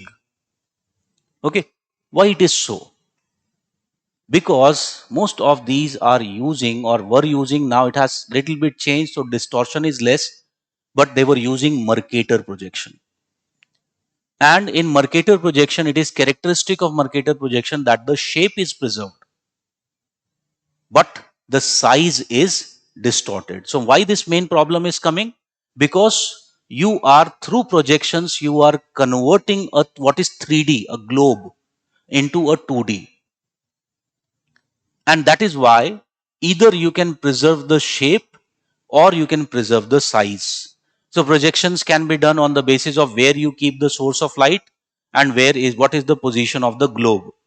Okay. So accordingly, what will happen? Different type of projections you will essentially be getting. So this is the main limitation when we are using the map. And maps are used in both physical and human geography. They have equal utility in both physical and human geography. Okay. So that is one of the models which are used. Then next type of models are referred to as the simulation and stochastic models. Okay. Simulation or the and stochastic models. So simulation and stochastic models, if you talk about, they simulation का मतलब क्या होता है? It is simulate something which is real. ठीक है? So simulate particularly imitating the behavior of some situation or process. And here we are not concerned about the physical shape scale. Okay. Here we are more concerned about the behavior. The main process is tried to be imitated. So this is referred to as the simulation phenomena. So in simulation maps or sorry, simulation models, what we are essentially doing is we are trying to replicate the process. For example, think, can I say, can a canal replicate to some level the processes of river? Yes or no? In both of them, there is a channel. In both of them, there is flow of water taking place. Okay? So many of the processes which are essentially taking place in the river will also take place in the canal. For example, you must have read about siltation of the canals. Is there siltation taking place also on the river beds? Definitely there, that is taking place. In fact, when we'll read channel morphology, we will see many of the studies many of the results of channel morphology, which we know, they were actually first experimented in the canals which were constructed by the British in India. Okay? So this type of modeling is essentially what? It is a simulation model where we are trying to imitate the behavior or the particular process. Okay? And if you talk about stochastic model, so in stochastic model, It is based upon randomness or probability distribution of a particular pattern if it will follow or it wouldn't follow. Okay, so such type of models are referred to as the stochastic models. Okay, so simulation stochastic models, these are two type of models which are used essentially in geography, and both these models, if you talk about, are essentially used in both physical and human geography. ठीक है, like अगर मैं stochastic का example दूं, stochastic models have been very much used in behavioral geography to actually do what? To understand the pattern of flows, diffusion. For example, when there was COVID now, so in COVID, how the COVID will be spreading in which areas, because it was random. So several scores of factors are essentially taken, and this randomness is tried to be understood, that how this flow pattern would be there. So there was how they were predicting that which areas there will be spread of COVID. It was these such type of stochastic models were built to understand these flows or the diffusion patterns. Okay. Same thing, suppose I am planning for second green revolution. Can I say how the information will flow? Again, I can use a stochastic model. So in human geography, this is how generally the stochastic models have been essentially used. In physical geography, अगर एक example देना है stochastic models का, तो very good example is the geomagnetism of the earth. ठीक है? So in geomagnetism, how we are essentially studying the geomagnetism of the earth, we take random scores of factors and we try to see how the core will essentially behave. And on the basis of that, we are trying to predict that what are the causes, what are the reasons why these kind of changes are taking place inside the Earth's magnetic field. For example, you would have studied about the Earth's magnetic field essentially being affected by reversal of polarities. पढ़ा है? Secular changes in the magnetic field. So variety of changes are there in the Earth's magnetic field. So there again they are using stochastic models, and they are trying to understand what is essentially the cause of such geomagnetic changes. Okay? So such type of models are referred to as the stochastic and simulation model. Very clearly, one thing is very clear, that when it comes to such models, the results of such models, can we say, will they have universal validity? It is not always possible.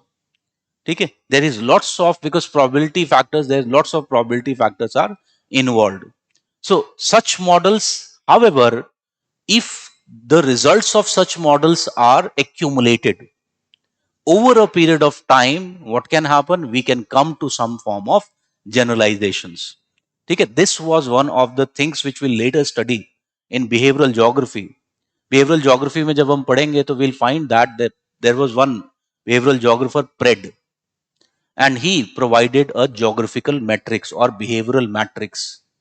Okay? And he took some aspects in behavioral matrix and ultimately said that behavioral matrix, he knew that there were shortcomings, but at least some generalization is better than the other.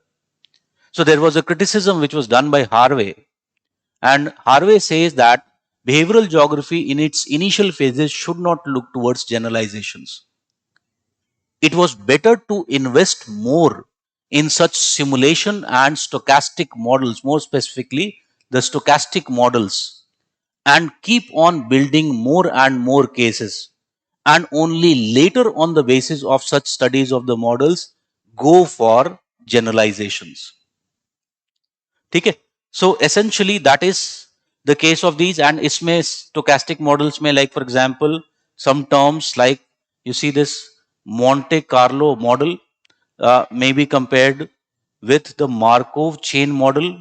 So Monte Carlo में ये stochastic models होते हैं in which chance alone determines the outcome of each move within the conditions of the model.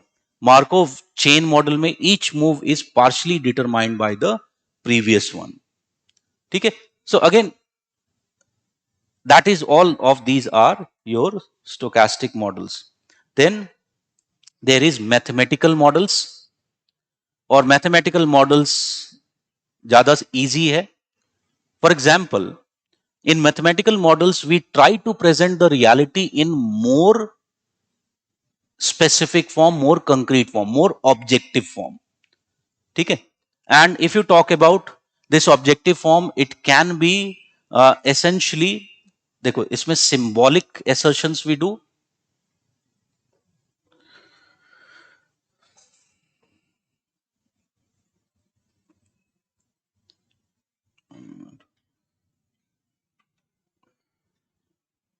So here what we are doing, we are using symbols. There is some problem in this. इसी पे आ जाता हूँ वापस. So we are using essentially some of the symbols we are using. इसको क्या हो गया?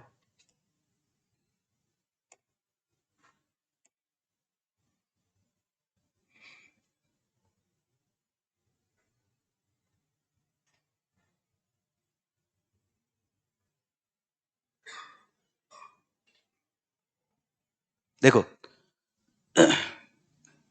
during the quantitative revolution, one of the assertions which was made with respect to the development of geographical theory was that they tried to make sure that geography becomes a more objective science. Okay. They believed that language, one of the major problems in geography was the use of language. Why? Because majority of these languages have their origin in Latin based languages. And if you talk about the Latin based languages, there is one word and it can have variety of meanings. For example, take the case of English language.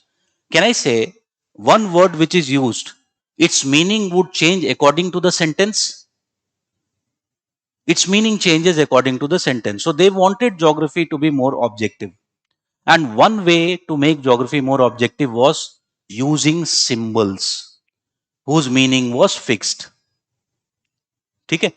And in mathematical models, we reduce reality to some set of relationship between those symbols represented in the form of equations. Okay? So such type of or equations and formulas. So such type of models are referred to as the mathematical models. For example, कुछ examples लेते हैं. Like in physical geography, if you have read weathering, in weathering you'll find that there is one model which we talk about that with every 10 degrees Celsius rise in temperature, the rate of chemical weathering doubles. Okay? So with every 10 degrees Celsius rise in temperature, the rate of chemical weathering doubles. So this is basically what? This is a mathematical relationship has been established, a kind of formula has been established. So this is a mathematical model. ठीक है? और भी mathematical models हमने human geography में पढ़े.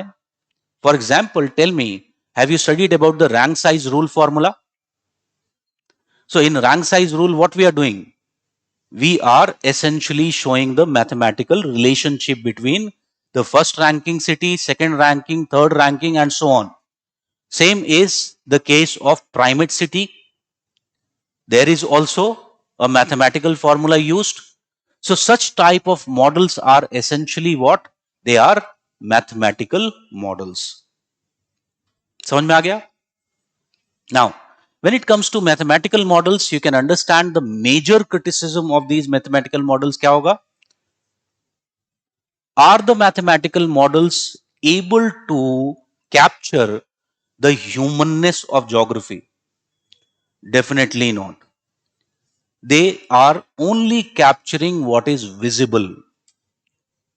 They are unable to capture the domain of geography which lies in the invisible, the humanistic part. And this is the major criticism of these mathematical models. And in many ways, even in physical geography, for example, that actually there will be many type of variabilities, and these variabilities, all of these variabilities cannot be depicted in some formula. For example, I talked about that with every 10 degrees Celsius rise in temperature, the rate of chemical weathering doubles. But tell me, in this, is there involvement of other intervening factors as well?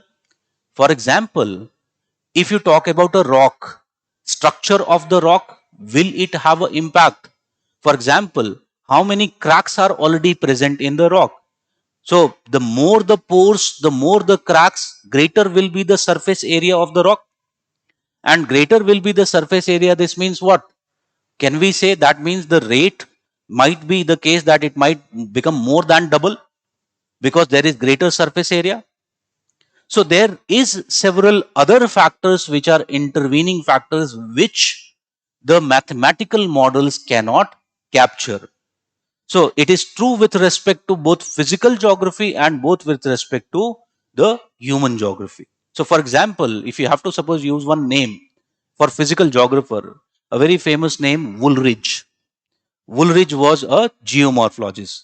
So he was against the use of such mathematical models even in geomorphology.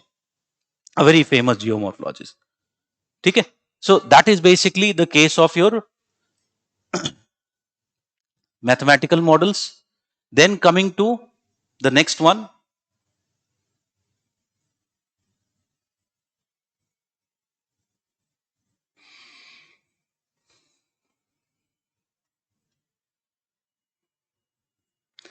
the next one is the analog model. And if you talk about analog model, क्या होते हैं? Analog model is you give analogy. You know about analogy? So we are giving here analogy of some kind of similar type of situation.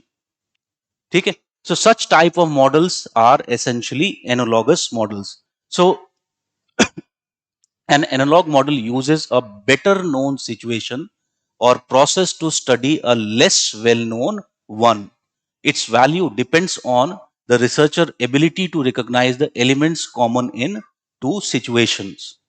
ठीक है? For example, tell me, we all have studied cycle of erosion. पढ़ा है? So in cycle of erosion, is Davis using a analogy with a life of individuals, life forms, how life forms grow from youth, mature to ultimately old? So he is comparing a less known, that is how we less know about how landforms evolve, but we know that how, for example, living beings or human beings evolve. So he is comparing it with the living beings. Okay? So such use of models is essentially what? It is analogous models. ठीक है? समझ में आ गया? Now, again in this analogous models, can we say the main problem will be the related subjectivity? For example, when Davis is talking about or comparing the evolution of landform with evolution of living beings, tell me, can we say that it is difficult to verify the results? It is very, very difficult to verify the results. They might look similar, like Davis has tried to show. But how can you validate something in which, when you are talking about landforms, which take millions of years of to ultimately evolve, to develop, to grow? So you can theoretically do that, but actual validating it would be difficult. So what we am trying to say is the results that are obtained, they may or may not hold validity. In fact, in such type of models, validation would become a key problem. ठीक है? Because till you have validated, it will not become a theory. इसी तरह से other examples like Ratzel's example of organic state, the theory of organic state. He is comparing a state with a living organism. So that is essentially what? That is also an analogous model. ठीक है. So such models are your analog model. And finally the last one और भी हैं, like for example हम human geography में use करते हैं gravity models. You all know about gravity models. So there what we are saying, population movement is behaving as the movement of the things. ठीक है. So same gravitational pull, वो force जो physical world में apply हो रही है, we are analoging it with the human and we have created such gravity model. That is also an example of the analog models. ठीक है. And finally the theoretical models. Theoretical models are essentially the models which are represented in the form of sentences, essentially concepts. ठीक है. Ideas. Such type of models are referred to as the theoretical models. So for example, can I say theoretical aspect of the modeling is present in most of the theories that we have read? ठीक है. Where explanation is with respect to the sentences. Like for example, even अगर हम Malthus की बात करें, तो Malthus establishes mixes mathematical with the theoretical. ठीक है. So such type of modeling is essentially referred to as the theoretical modeling. So this is one thing about modeling. So ये basic चीज पता होनी चाहिए. ठीक है. More you can read from the material which I have given, which you will be getting after the class. अब आते हैं हम नेक्स्ट क्वेश्चन पर. ये एक और तरीके से क्लासिफिकेशन कर सकते हैं ना कि मतलब उसका किस एस्पेक्ट एस्पेक्ट ऑफ ज्योग्राफी पे इंपैक्ट कर रहा है, लाइक इकोनॉमिक मॉडल और पॉपुलेशन मॉडल से. बिल्कुल कर सकते हैं. देखो, sometimes what happens, some of the questions have fixed content. कोई भी बुक उठाओ, उसमें क्लासिफिकेशन ऑफ मॉडल्स में यही हेडिंग्स मिलेंगे. ठीक है. सो जो टीचर होगा, जब उसने क्वेश्चन बनाया होगा, तो उसके दिमाग में जो मॉडल आंसर होगा, it will contain these headings. If you right different from such model answer, he may or may not give you marks. ठीक है. So that is the thing.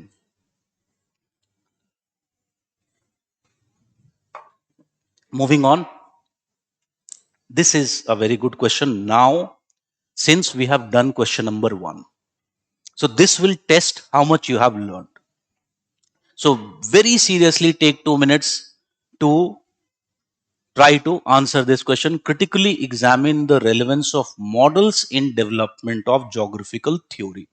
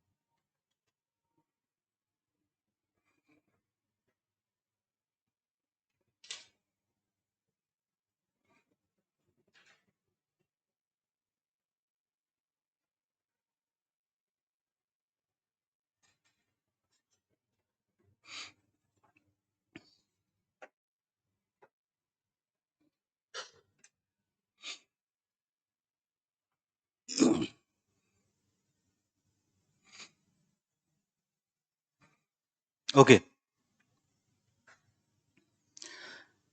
Now, suppose if I have to write this answer, first of all, इसका framework क्या होगा in this answer? In the introduction part, what you will do, you will write some general usefulness of models, advantages of models. ठीक है? या तो मैं ऐसा कर सकता हूं कि I'll just start with what is a model. ठीक है? मेन बॉडी को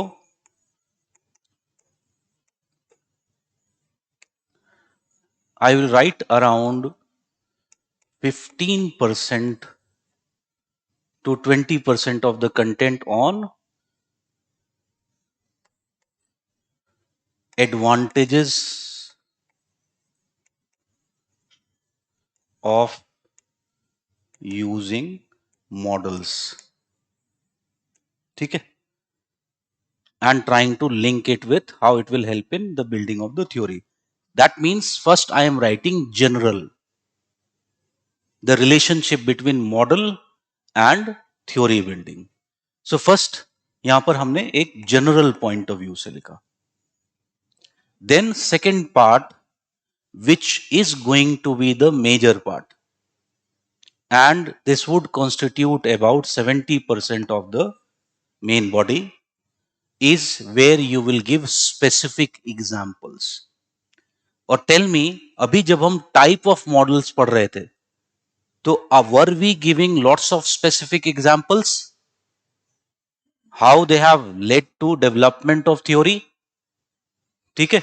सो ईच टाइप जो हमने देखा था, जैसे हमने देखा स्केल मॉडल पर एक पैराग्राफ, मोर वहां पर ये नहीं बताना है कि स्केल मॉडल क्या है. I have to link it with, I'll take an example and I'll say that how it has led to development of a theory. ठीक है? इसी तरह से एक हमने देखा map, which is a special type of scale model, how it has led to development of a theory. ठीक है? उसी तरह से हमने देखा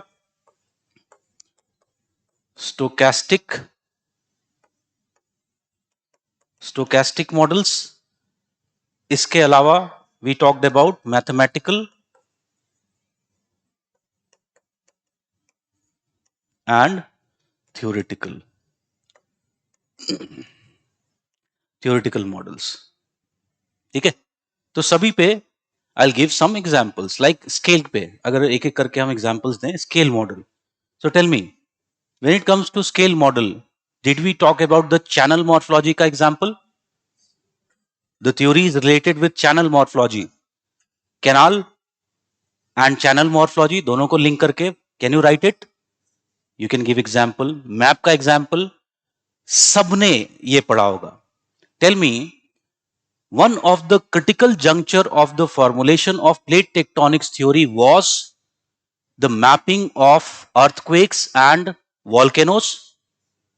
जब उनकी मैपिंग की गई, then J2 Wilson understood that these areas must have some kind of fractures or something, and ultimately it was found that they represented what? They represented the plate boundaries.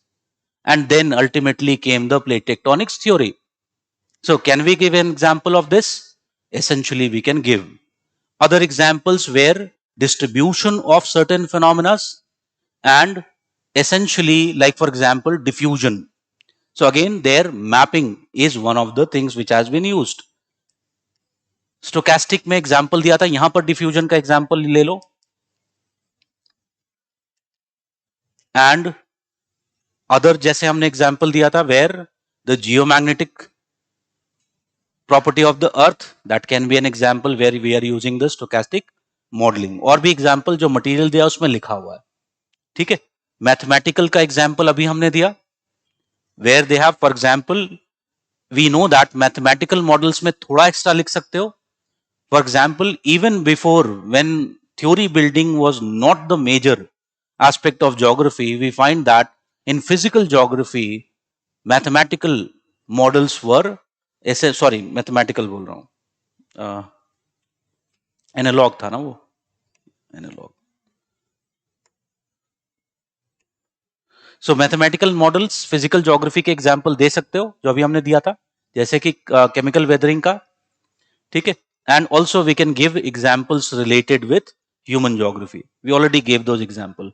Analogue model में अब एक चीज यहां पर, जब when you are writing mathematical models, here you specifically mention quantitative revolution, because in geography, more importantly human geography, mathematical models became more in fashion, became very very important when, after or since quantitative revolution, ठीक है।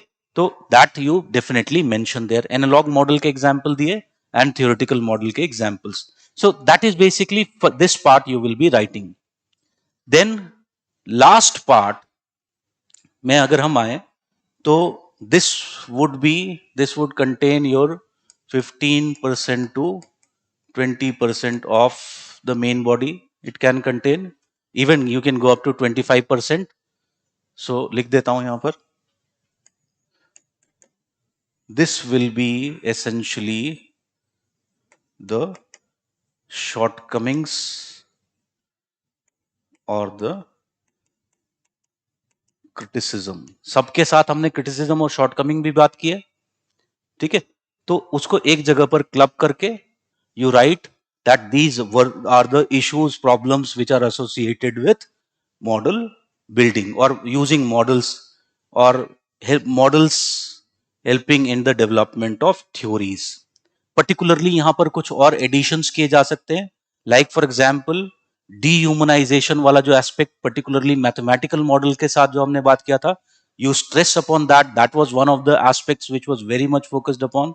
सबसे ज्यादा जो modelling का criticism हुआ है geography में, ठीक है, that has been related with mathematical models, because if you talk about other type of models, you will be finding that they were always in practice in geography. Mapping was always part and parcel of geography, which is a kind of scale model, okay? So it was always part of geography. If you talk about analog models, they were always used in geography. So what is the most critical aspect of modeling? It is the mathematical modeling. And mathematical modeling, it is argued that what it does, it dehumanizes geographical studies. It leaves out so many details, and these details also can have impact on the results. Like we took the example of the rock structure, how rock structure would determine the rate of chemical weathering. When I am simplifying and saying that with every 10 degrees Celsius rise in temperature, there will be doubling of the chemical weathering rates, essentially what I am doing, I am too much simplifying the reality. There is oversimplification of the reality. Geography is more about what? Geography is more about representing the reality as it is. It is one discipline which tries to represent the reality in its entirety. And thus, there was huge criticism of such mathematical models. ठीक है। And conclusion में definitely हम बताएंगे कि will just support that models are today also used in geography. They have undergone change in texture. There is more use of, for example, if you talk about stochastic models, they are very much used today with the development of supercomputers. There is so much of use of such kind of modeling in geography, and modeling will always be part and parcel of geography, but we have to understand that modeling is just one method of geography, geographical studies. So something like this you essentially conclude. Now tell me, what I wanted to teach from this question was that content was already with you. It was how you read the question, what was your interpretation, what was your understanding with the key words which were given in the question. Now, after my discussion, how many of you will think that you would have got 60% marks? Okay, some of you, very good. बाकी क्यों नहीं? Because just now अभी हमने किया था, we did it just now. You should have, यही होता है. When someone from outside, I have seen some teachers criticize, some people criticize कि जब मैं अपना कंपैरेटिव एनालिसिस देता हूं, यूपीएससी में कौन से क्वेश्चंस पूछे गए और हमारे क्वेश्चन से कौन से मिले, ठीक है, तो दे वुड से कि ये देखो ये क्या दे रहे हैं, कोई रिलेशनशिप ही नहीं है क्वेश्चन में. इसलिए उनको रिलेशनशिप नहीं समझ में आता है, because they don't know this process जो अभी हमने किया, the way we discuss in the classes. So this is what I was telling you, 60 to 70% full coverage होगा, and you have to rely on this. अब मुझे एक चीज और बताओ, अगर ये जो अभी पढ़ा था ये तुम्हें पूरी तरह से रट गया होता, it was on your tongues, will your ability to use this in the second question, would it have been better? Definitely it would have been better. So this is what we have to do. We have to mug up this content so that we can use it widely. ठीक है, so we'll take a break and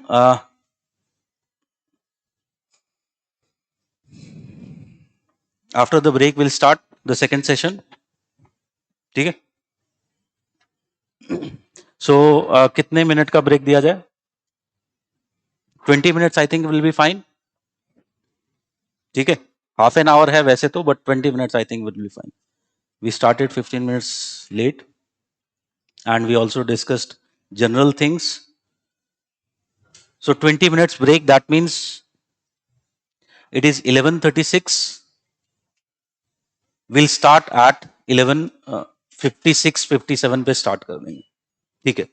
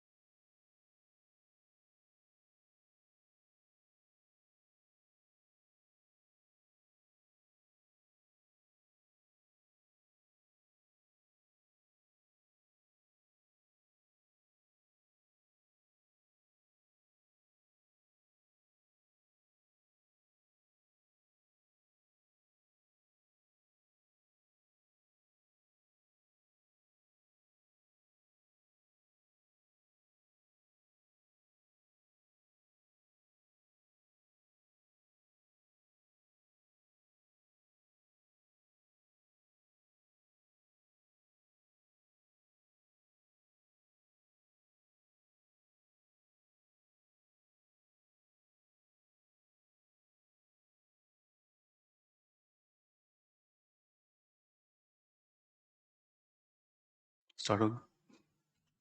Okay, so welcome back. And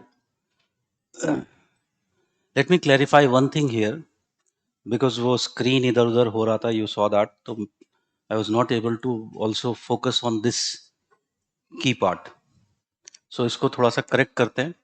The keyword here, secondary keyword was the critically examine. ठीक है.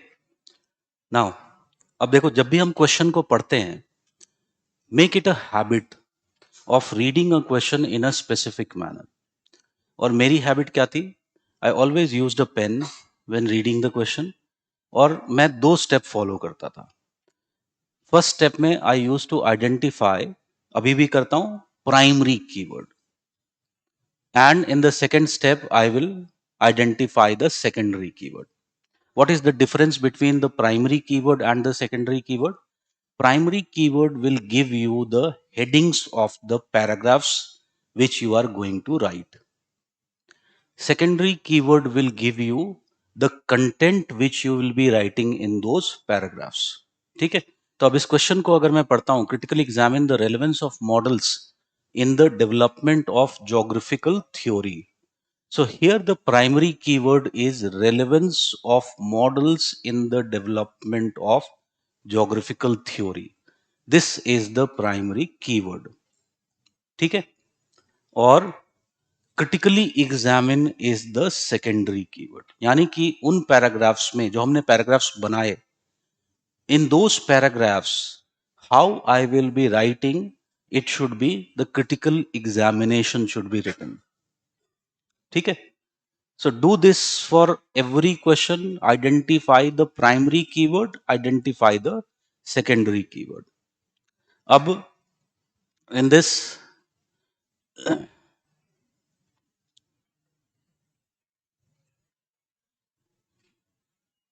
I have given you little bit, like for example role of modeling पे I have given you the content. You all have got the content booklet.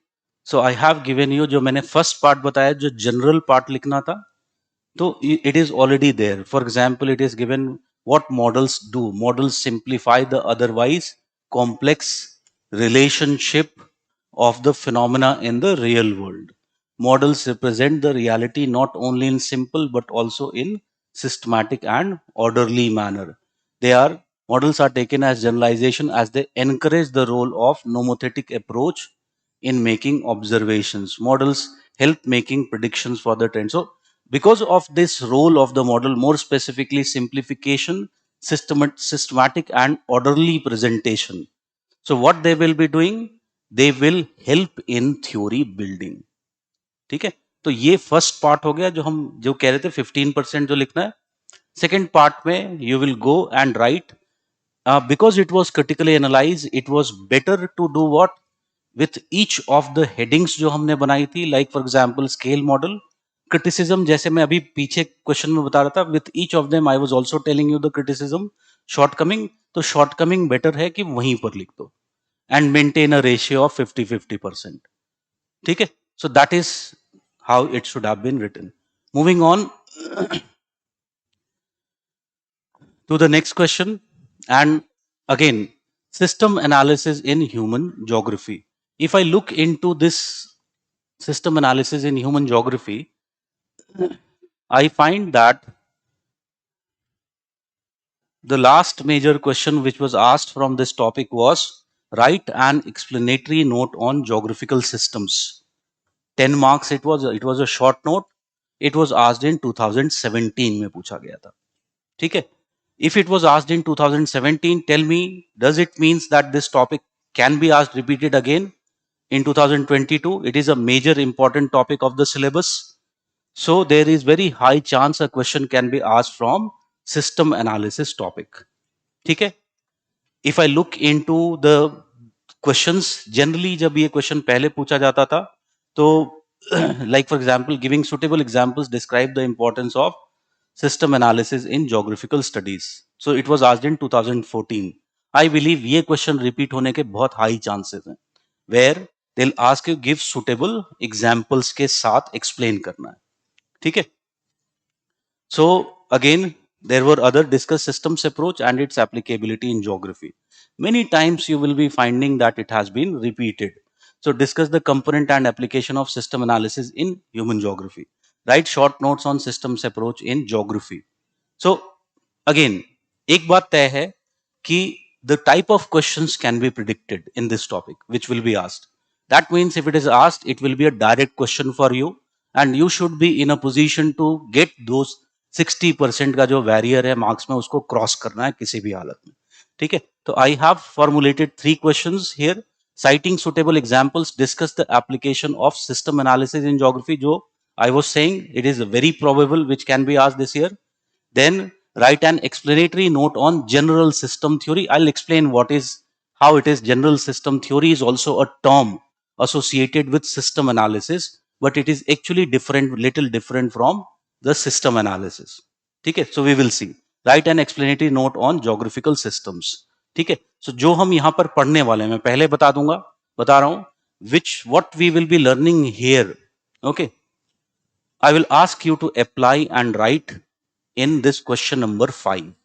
So be very attentive, and if you are able to attempt question number 5, how I'll be attempting, you are on the right path.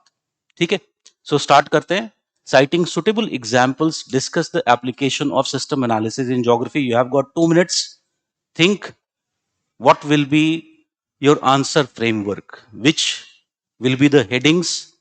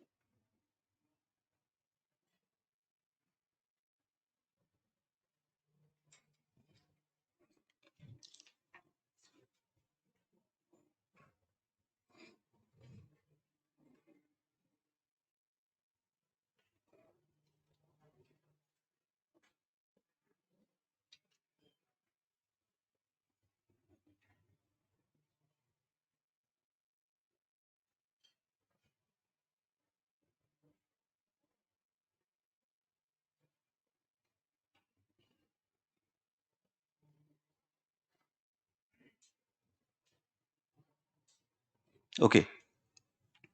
So very important thing was reading the question properly. So here the primary keyword was application of system analysis in geography. ठीक है, और यहां पर बहुत clearly लिखा हुआ है geography, and geography is both human geography as well as physical geography. ठीक है, तो ये बहुत सबसे पहले ये क्लैरिटी होनी चाहिए, बिकॉज वी सॉ, अगर अभी हम देखें तो there was question where discuss the concept and application of system analysis in human geography. ठीक है, तो अगर वहां पर आपने इसको मिस कर दिया and you are giving physical geography examples, it will not hold valid, your marks will reduce. ठीक है, तो ज्योग्राफी पूछा है, मुझे अपने मार्क्स मैक्सिमाइज करने हैं. This means tell me, should I give example of both physical geography and human geography? Yes. Ideally, you should be giving example of both physical geography and human geography. Now, so this is my primary keyword. Second, identifying the secondary keyword. Secondary keyword has two parts. You have to give discussion and examples as well. ठीक है, तो दोनों चीजें इसमें करनी है. Now, in this answer, what we will be doing essentially is definitely we'll write an introduction. I'll tell you what kind of introduction we can write. So, introduction may there will be two ways in which you can start. A more, I would say, a less mature way of starting would be you start with what is system analysis. ठीक है, I am saying it is a less mature way of starting, because if you have read well, you will actually have so much to write in the application of system analysis in geography that the 3 pages which you get in a 15 marker, it will be lesser. My target is essentially to what? To enrich the main body, the main content, which will fetch you the marks. So the introduction has to be also very, very relevant to the question which is asked. ठीक है, the question is not asking explain system analysis.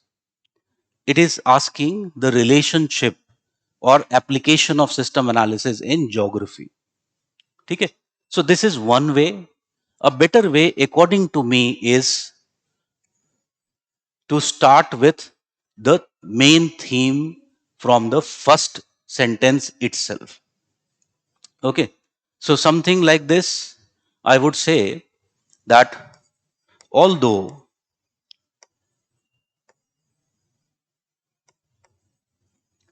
system analysis became a popular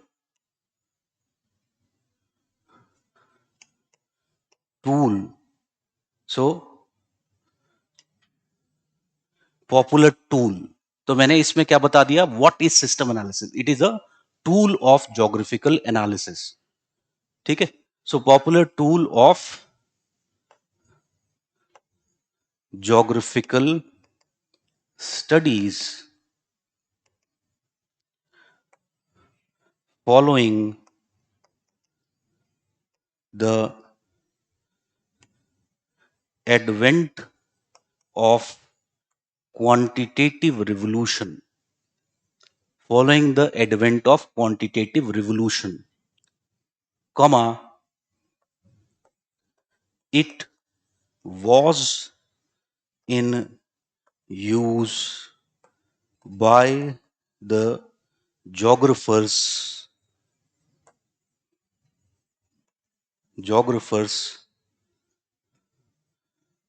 comma, although unknowingly,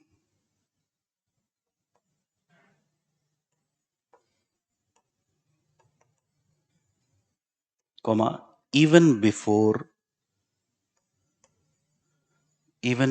it. ठीक है. So an introduction which is very relevant to what question has been asked. I am introducing some more dimensions which were not there but which are very relevant, and I am clearly telling the examiner that it is essentially a tool of geographical studies. अगर मैं चाहता तो इसको और enrich कर सकता था. I could have somewhere added Bertalanffy का नाम भी अगर मैं लिखना चाहूं तो I could have written it. ठीक है. So although system analysis as formulated by Bertalanffy so again I could have added, but मुझे लगता है कि ज्यादा इंफॉर्मेशन पुट करने से कॉम्प्लेक्सिटी स्टेटमेंट्स की बढ़ती है. Your statements should be more simple, small. ठीक है. So don't think that if you will put too much of information, you'll get more marks. It might increase complexity. So we have to make it more simple. So this is, and in the introduction should be such that you are giving a glimpse of what is to come in the main body. So it should be also linked with the main body. ठीक है. तो मैंने यहां पर बता दिया कि use होता था, पहले भी यूज होता था. Then I'll move on to the main body.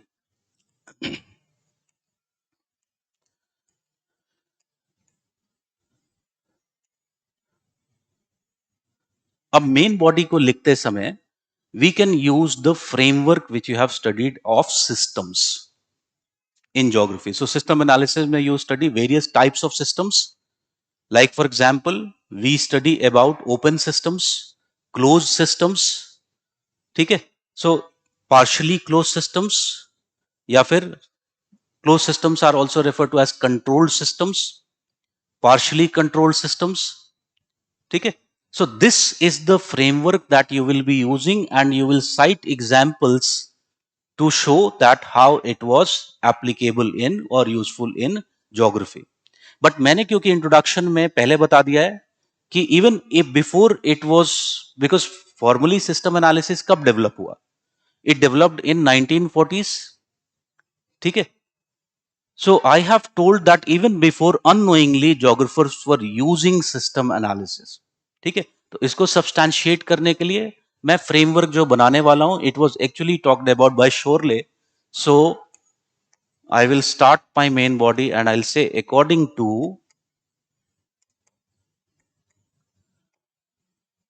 according to Shorley, geographers have used two type of systems in geography. ठीक है.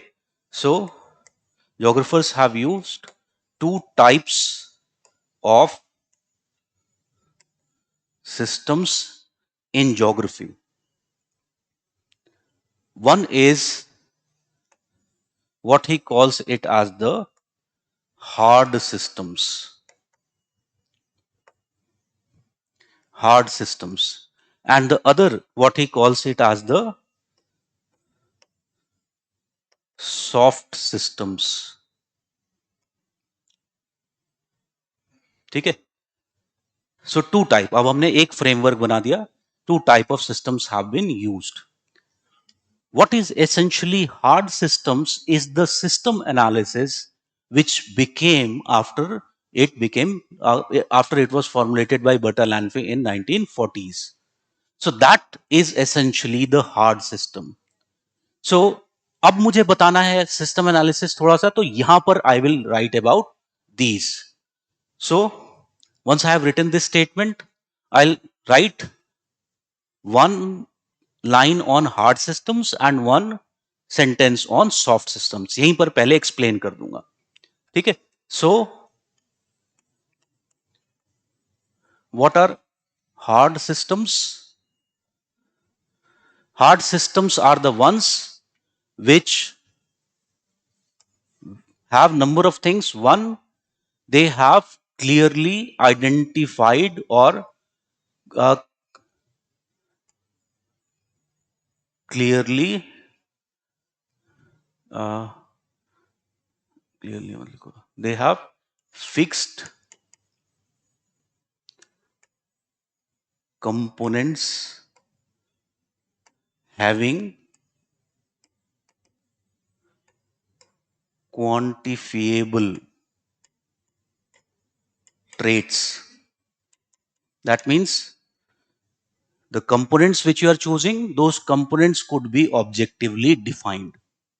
जो system analysis हम पढ़ते हैं, that is one very clearly aspect of such system analysis.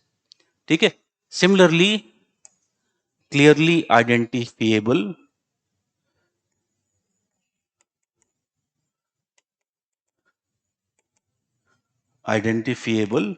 relationships.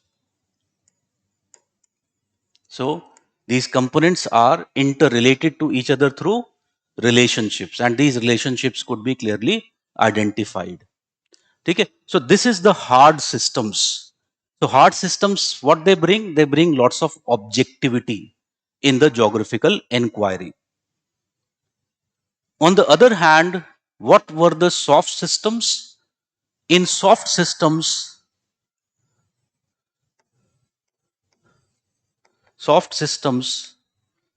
the focus is less on quantification. ठीक है? Here the focus is on the qualities,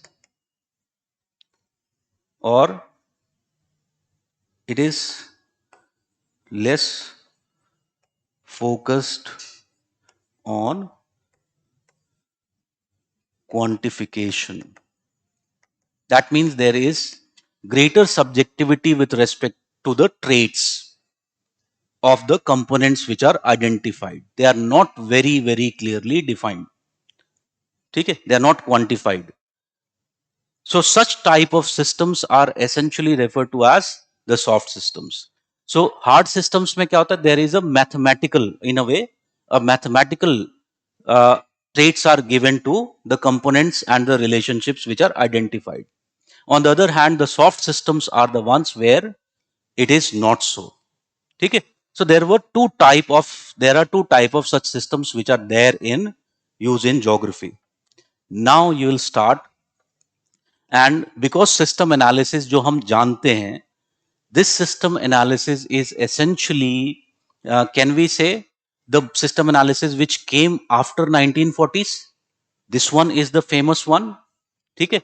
So when I am giving weightage to the soft systems and the hard systems, what I will do, I will give more weightage to the hard systems.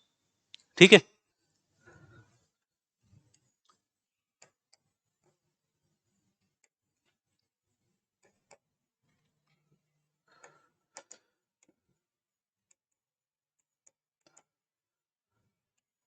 Application in geography.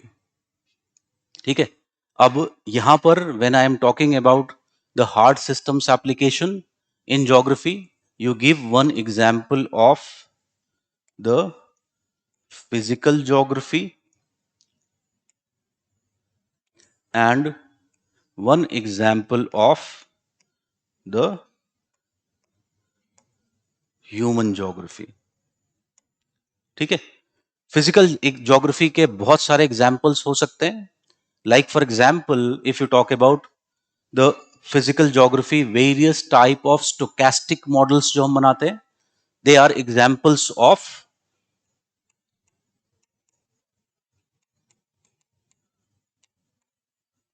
system analysis in physical geography. When I am talking about the hard system analysis, here you can give example of limits to growth. So, in limits to growth, very clearly there is identification of the 5 elements identify किए गए हैं. ठीक है? और उनके बीच का relationship through a graph it has been tried to show. ठीक है? So अगर पढ़ा है तो you know that limits to growth use the system analysis to formulate the model, and it talks about the 7 runs.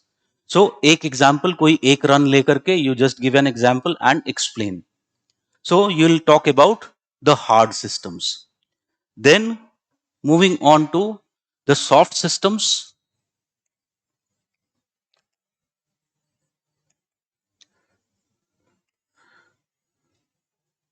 Soft systems. So even in case of soft systems, what was the basic thing at that time? System analysis as a theory didn't exist, but geographers were inevitably doing system analysis. Unknowingly, they were doing system analysis. So, if I take an example of application of soft systems in physical geography, tell me, can we say various geomorphological theories of landscape development, aren't they use of systems analysis? Unknowingly, there is no quantification there. ठीक है, but they definitely represent the use of system analysis. Like, take the example of Davisian normal cycle of erosion.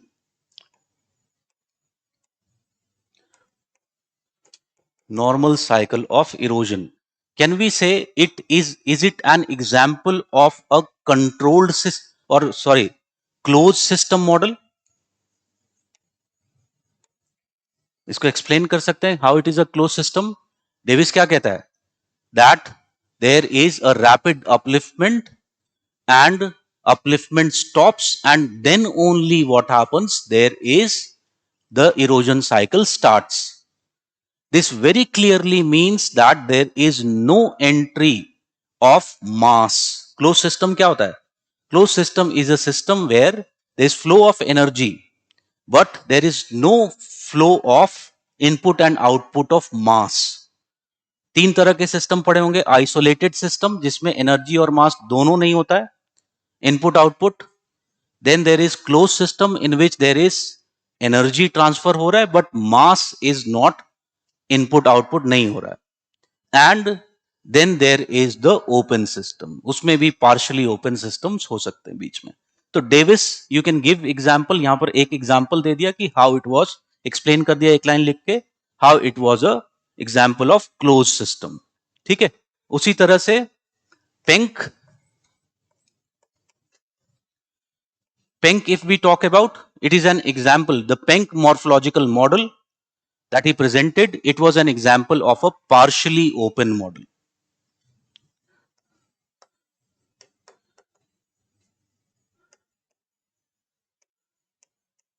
Partially open model. Okay. So why it was partially open? Because here it is the relationship between endogenetic and exogenetic forces which defines the characteristic of the landform. Okay. But why it was partially, why we are saying, why it is not saying, we are saying fully open? Because if you read Penck, you will find he very clearly says, assumes that the endogenetic forces work in a specific manner. कैसे work करती हैं? Initially they are slow and localized, then they become fast and regional, and then they become fast and extensive. So there is a way in which they are working. So when he is saying he is partially closing the model, there is a manner in which endogenetic forces are working. So this model becomes what? It becomes a partially open model. And later we'll study about the dynamic equilibrium landform development model of J.T. Hack. ठीक है. So this is essentially an example of use of open model. ठीक है. यहां पर जो physical geography के examples देने, material में बहुत सारा लिखा हुआ है. नेम्स अगर यूज करने हैं तो Berry was one of them, Steller was one of them. So it is all written in the material. ठीक है. सो जेटी हैक, so these, they were using the basic principles of system analysis. They were identifying the components, they were identifying the relationship between the components. Just what they were not doing, they were not quantifying it. And thus, we are calling it as, or Shorley is calling it as, the soft systems. Okay? Similarly, I can give example of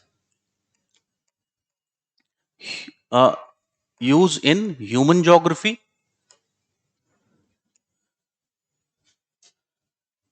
Okay?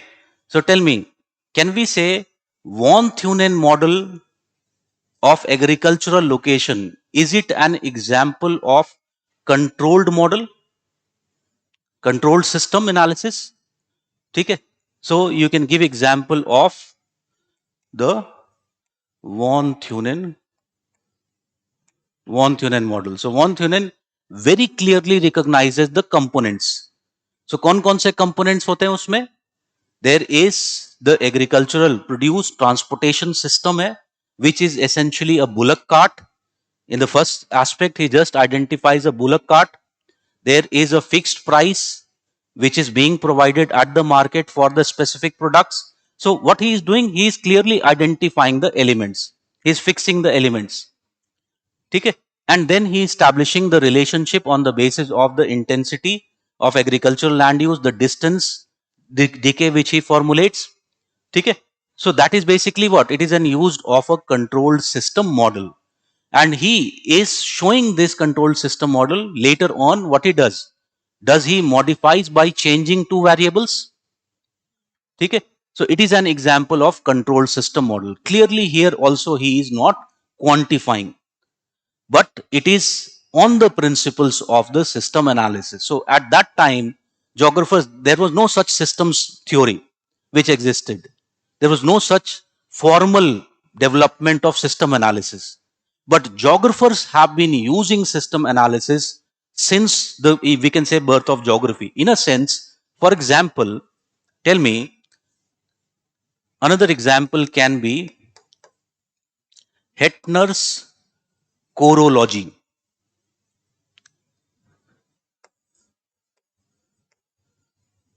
Chorology. It was another example of the use of soft systems. So in chorology, what was being done? Hettner क्या करता था? His step was he identified the various geographical elements. ठीक है? So for a particular area, those various geographical elements were to be, the information on them was to be collected. There was a fixed sequence of these elements which related with physiography, which related with the economic geography, which related with the cultural aspects. Okay? And combining them, then what was being done? Mapping of each of these was separately done. And then they were being overlapped. And where all of these were matching, that was considered as one singular area. Okay? So that was also what? When you are interrelating the relationships among the variables and you are very clearly identifying the variables. So here it is what? It was use of system analysis in regional geography or identification of the regions.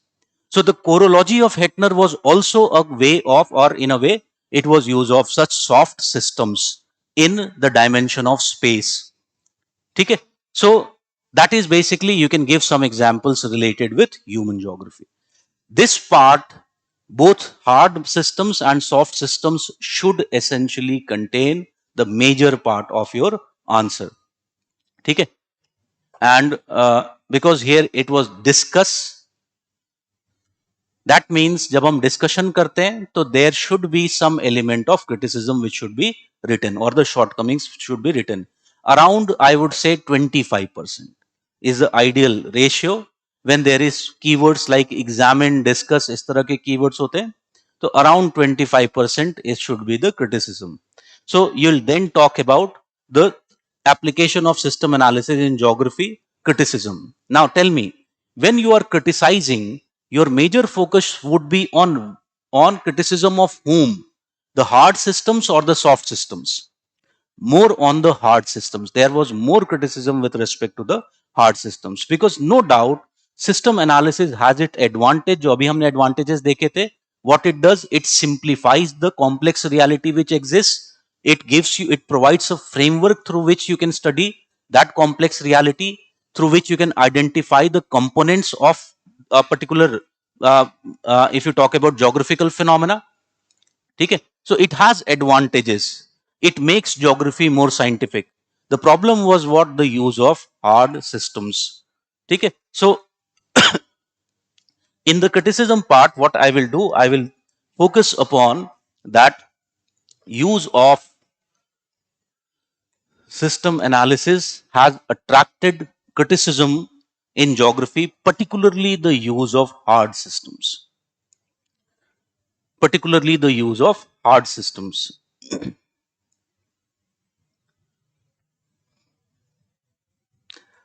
And if you talk about this use of hard systems, who will be more critical of the use of such hard systems? Can I say the humanists?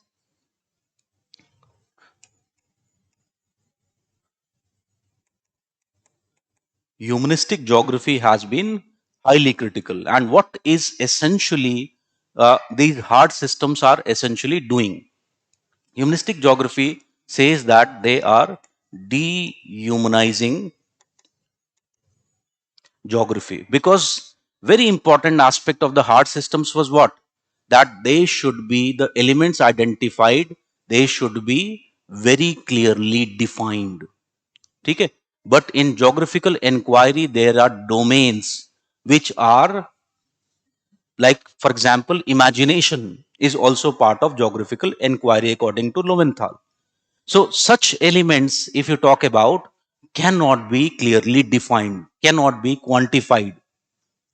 And thus what happens, you take the example of use of system analysis during quantitative revolution. What it did it make geography neglect the normative aspects of human beings? All human beings became what? Rational. There was only one way in which they were being seen. Only there was one human that was economically rational human beings. Okay? So reality, what happens? It gets distorted. And that was one of the reasons why these models application was limited. The theories which were being formulated, their application was very, very limited. So humanists have criticized even in physical geography. As I said, there have been criticism like Woolridge, a very famous geomorphologist. He was also critical of using such kind of system analysis, hard systems, mathematical models particularly. And he believed that geomorphology or landscape has so many varied elements and they are combined together in such a manner that it makes very, very difficult to quantify everything. For example, एक छोटा सा example लेते हैं, not related with Woolridge but otherwise. Suppose when we are studying slopes, ठीक है? So in slopes they are using system analysis, because यहाँ पर हम चार components identify करते हैं slope के: summital convexity, free face, then rectilinear element and the basal concavity. चार element identify हो गए. Then we identify the processes which are at work, like chemical weathering, rain wash, fall. ठीक है? These processes which are at work. And then what we do, we link these with components and we try to explain this model. Now there are many things which are neglected by system analysis. So what system analysis does? For example, tell me, does system analysis is also taking into account the, or these such system analysis based slope studies, are they taking into account the size of class? Hardly. The size of these class will also determine the processes which would be operating. Also other things, like for example, it neglect many other processes, like take the example of leaching. Leaching is one of the processes which is also important in the removal of material, and if you combine it over a long period of time, it can have a significant impact. So very important aspect, what it does, what Woolridge was trying to say, we are just exemplifying here with our example, that what system analysis does is it oversimplifies the reality. Okay? So this is one big problem associated with system analysis. It oversimplifies the reality. Then there are some subjective issues which very clearly Woolridge points out. Now Woolridge says that in landscape there are several elements which are to be minutely looked and identified. Tell me, who will be the person who will identify these components? Can I say the person will be a researcher who will identify the components? Now tell me, will the identification of the component that mean vary from researcher to researcher upon the ability of the researcher? ठीक है? So same, if you talk about same landform, depending upon who has studied, can come to a different conclusion depending upon his own normative values. Thus, what happens? Lots of subjectivity can creep into system analysis. So, the results of system analysis, if you talk about, they are not fully accurate. So, that is one problem with use of system analysis. Another problem with use of system analysis is related with the scale. The scale to be used. Very important aspect of the system analysis is that first thing what system analysis does is it identifies the scale at which the phenomena will be studied. ठीक है? But we find that the if we try to change or use the results of one scale to the other, what will happen? We'll find that they will not match. They will be totally different. ठीक है? Take the example of landscape development का एक example लेते हैं. Now, in landscape development, JT Hack is critical of Davis, and he says that what Davis is saying that there will be reduction in height and shape also will change. There will be slope decline. It doesn't happen. He says that suppose there is a landscape. Over a period of time, this landscape resistance of these rocks will form an equilibrium with the operating processes in such a manner that from every part of the rock there will be equal amount of denudation taking place or removal of material taking place. Okay? Thus what happens? Ultimately, there will be no change in shape. Can you see the slope angles will remain same? So this is the Hack's idea. Okay. Now, however, if we extend this principle of Hack and we take it over a very long period of time, which Davis says cyclic time, which is millions of years. Tell me, suppose here was the sea level. Okay? Can we say over long period of time, the altitude will decline? If altitude declines, then what will happen with temperature and other related processes? Will they also change? Even without external change, they would also change. And if they are changing, what will happen with the processes? Geomorphic processes which are operating, they will also change. And does this mean that there can be slope decline? Yes, there can be slope decline. So same landform is evolving, but when we take a larger scale of time, we find that there is a decay equilibrium as talked about by Davis. But when we are taking a shorter time, then like in case of Hack, it becomes a dynamic equilibrium model. So they are not comparable as the scale changes. And we are talking about the same phenomena, the landscape development. Okay? So again, in system analysis, such problems we face when we do comparisons because scale is a very, very important factor in doing system analysis. So these problems you generally face when applying system analysis in geography. ठीक है? So basically ये लिखा, फिर उसके बाद थोड़ा सा press किया कि बेसिकली जो अभी हमने बात किया था सिस्टम एनालिसिस क्या करता है? It provides a framework through which the complex geographical reality is studied. Okay, so no doubt it would lead to simplification, but still if the researcher is adept, what he or she can do, he can identify the most important, the most significant elements which are related with the process to be studied, and if they are identified, then nearly fair results can be achieved. Okay, so that is basically you'll write the conclusion. So that is your use of system analysis, application of system analysis in geography. So एक framework मिल गया. Suppose नहीं भी आता, suppose this is a new framework I have given you. If you didn't knew, how many of you used the framework of जो हम पढ़ते हैं, like close systems, open systems, examples दिए, या regulated system when you are brainstorming? Who has done that? Okay, very good. ठीक है.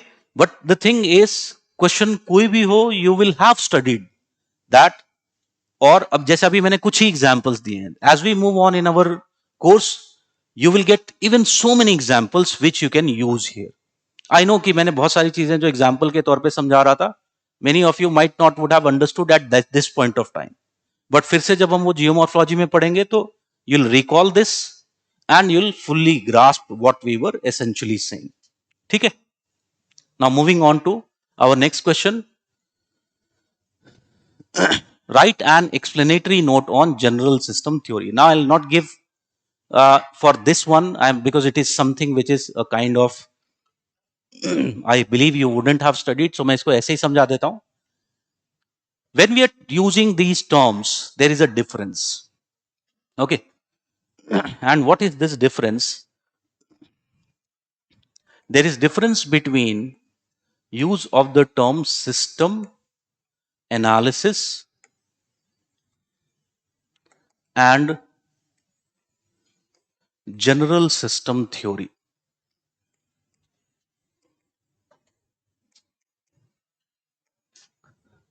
System analysis and general system theory.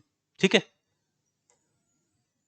What is system analysis? As I told you before, system analysis is a method, or I can say a tool to study geographical phenomena. ठीक है. So that means it is neutral. It is very clearly neutral. Like अभी हमने देखा, you can use this tool in physical geography also. You can use this tool in human geography also. As we saw, Hettner was using this tool unknowingly even in regions. So it is what? It is a method, a systematic study, a scientific way. ठीक है. जैसे science में क्या होता है, science में there is a classification, उसी तरह से हम सिस्टम एनालिसिस करते हैं. We identify the components and we organise them. So it is a way of studying a complex reality, complex geographical reality. General system theory, on the other hand, is a different phenomena. It is basically what? It is a attempt by some geographers. In geography, it was an attempt by some geographers to formulate a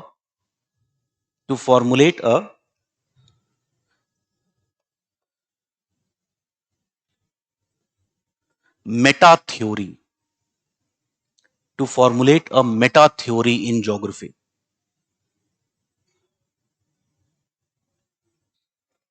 ठीक है. And what is very important aspect of this meta theory?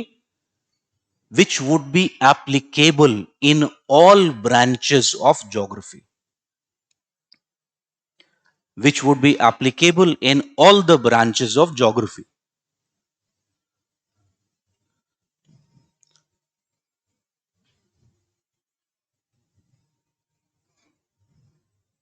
Okay. Now tell me, you know that in perspectives of human geography, there is a topic regional synthesis. One of the very, very problematic issue with geography as a subject has been, and it has been identified since the time of Verenius. Verenius identified dichotomy. Syllabus में mention है. So geography has several prevalence of several dichotomies, dualisms and dichotomies are present in geography. Now, if these dichotomies become overpowering, like for example, there is dichotomy between physical and human geography. And if they become overpowering, can I say there is a chance that physical geography and human geography can become separate? अलग अलग हो जाएंगे. And if they become separate, can we say we will lose the essence of geography? Because essence of geography is what? It is integration. It is an integrative science. Region is the essence we are studying in geography, which is based upon the concept of integration. Okay? So what will happen? We will lose the essence. So from time immemorial, we find that geographers have this thing in mind. For example, when Kant was classifying knowledges, he classified geography and history as exceptional subjects because they didn't had their own subject matter. They were organized around their approach of study, where geography was seen as study of distribution of phenomena in space. So they were organized around the approach. Kant was very clear that if geography wants to save itself as a discipline, what it has to do, it has to provide a synthesis in a framework. And for him, this framework was geographical space because that was the uniqueness of geography as a subject. And that is why we say that the region will become that area where this synthesis will be achieved. And concept of regional synthesis, so that is basically the idea of that regional synthesis. Okay. Now think, this synthesis has been tried not only in region but otherwise also. And one period in which this synthesis was tried to be achieved, it was the period of quantitative revolution. So during the period of quantitative revolution, basically the geographers, what they did already, quantification was used in physical geography. The nature of physical geography is such that the same results will occur again and again. If river is flowing, it will go from high to always low area. So that means in physical geography, the chance of same result occurring again and again will be essentially same. But the problem was in human geography, it was not there. But what happened? Can I say during quantitative revolution, did the geographers, human geographers, adopted the positivistic method, which was more suited to physical geography? Did they try that also in human geography? Okay. So what they were trying to do, they were trying to bring that synthesis in geography on the basis of the approach of study which is used. Okay. And one such attempt made in this context was the use of general system theory. Okay, development. So some of them tried to develop such general system theory or such meta laws which can be applied across the discipline. Okay. Some of the examples you take, for example, tell me, gravity models, can they be seen as one such example? Where essentially what you are trying to do, gravity model is used in physical geography, the theory of gravity. But did we find that during quantitative revolution there was use of the theory of gravity even in the study of human geography, where we studied the migration flows, various other type of flows? So again, it was what? It was an attempt to do so. Similarly, there were others like Chorley tried to study two different systems, one physical system and one human system. Like he studied the river system, a drainage system, and also a city system, an urban system. And he came to some generalized conclusions with respect to both. And these conclusions, these theoretical assertions could be applied in both the cases. Okay? For example, take the case of a river. So there is this first major river, and this first major river has some tributaries. Okay? So there is this second level tributaries are there. Then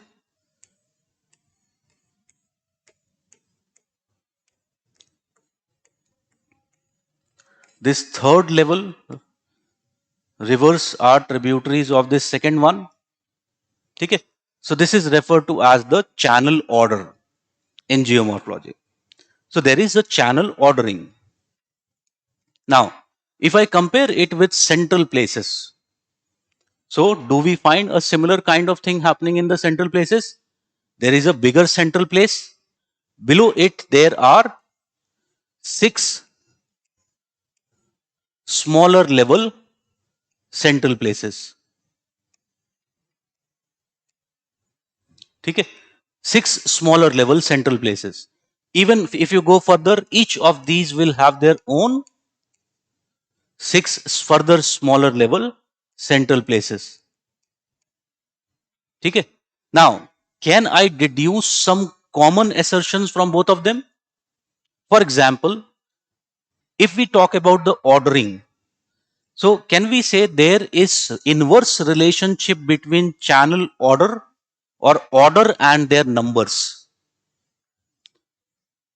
The higher order have least numbers. The lowest orders have highest in numbers. Is this rule also applicable in terms of cities? We can find that it is also applicable in terms of cities. Okay? So such type of formulations were tried, or such laws, meta laws were tried to be devised, which could be used across both the parts of geography, physical geography as well as human geography. Okay?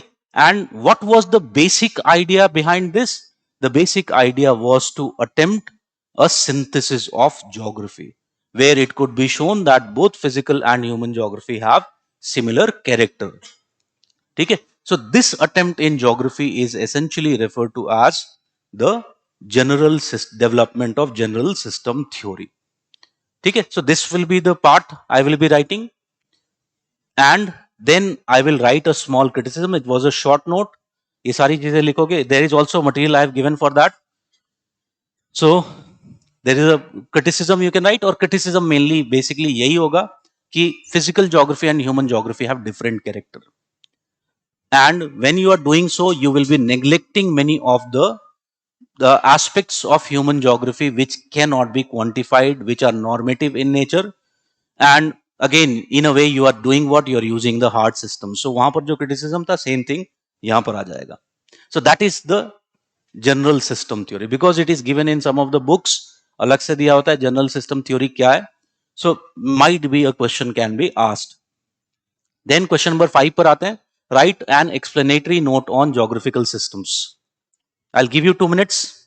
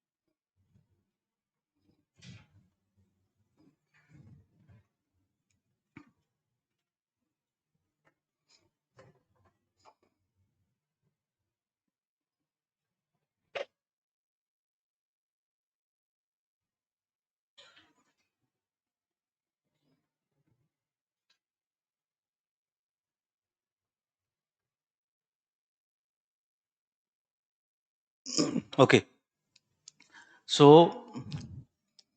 this question was asked in the examination, and to my surprise, ये जो जितनी चीजें मैंने तुम लोगों को पढ़ाई हैं, ये सब पढ़ाया था मैंने उस टाइम पर भी. To my surprise, I was like, when students came and many of them complained कि अरे ये geographical system पूछ लिया, and I was not able to write well. I found that majority of them had not written well, and hardly be getting 30%, maximum किसी को 40% मिल गया तो मिल गया.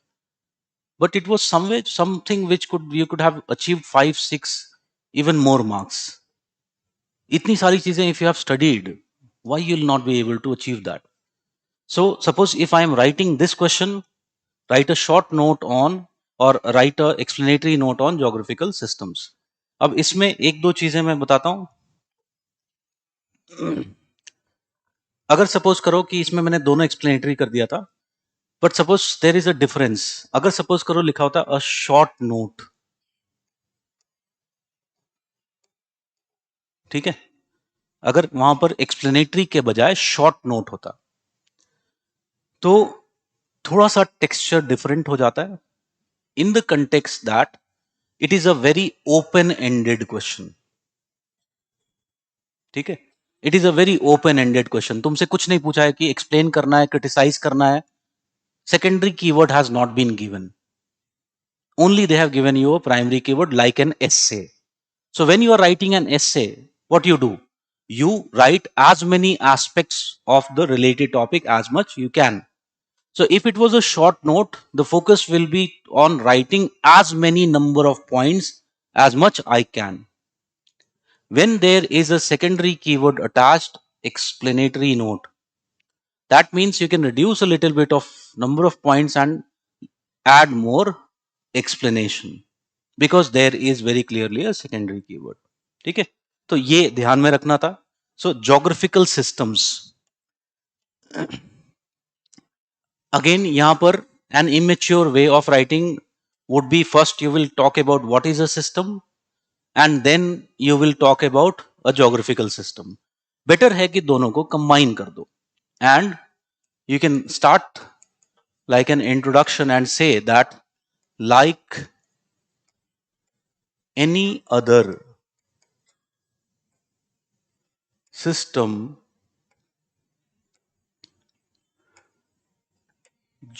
geographical system is characterized by presence of of components which are interconnected to each other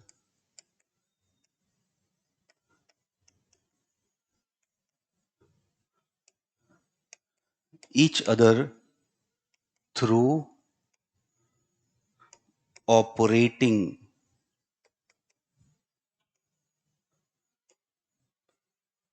processes. Through operating process. अब देखो इसमें मैंने क्या किया, सिस्टम की डेफिनेशन भी लिखती, and I have also linked it with a geographical system. अब मैं इसको थोड़ा और कुछ एडिशन कर सकता हूं.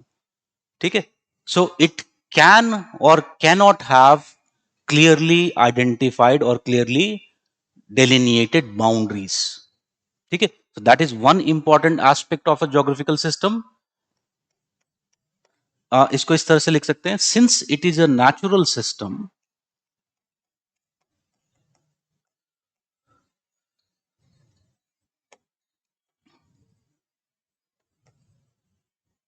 comma, it can or cannot have a clearly identifiable boundaries. For example, tell me, can we say in a watershed, is there a more or less clearly identifiable boundary?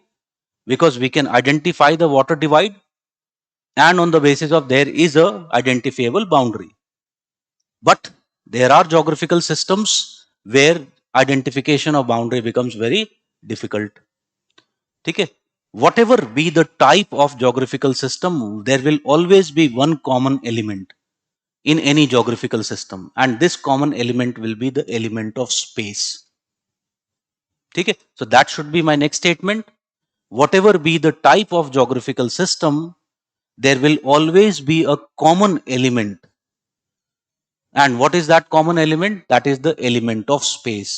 So this is the additional element in geographical systems compared to the other normal systems. ठीक है, तो देखो जब मैंने ये लिख दिया, what I have done, I have very clearly defined geographical systems. यहां पर मेरा इंट्रोडक्शन बड़ा भी हो जाता है, कोई बात नहीं. But I have answered the question. ठीक है, then I will move on writing the other aspects. So tell me, अब मैं यहां पर फ्रेमवर्क्स यूज कर सकता हूं. बेसिकली जो मैंने लिखा है उसको एक्सप्लेन करना है और एक तरह से एग्जेम्प्लीफाई करना है. So can I talk about types of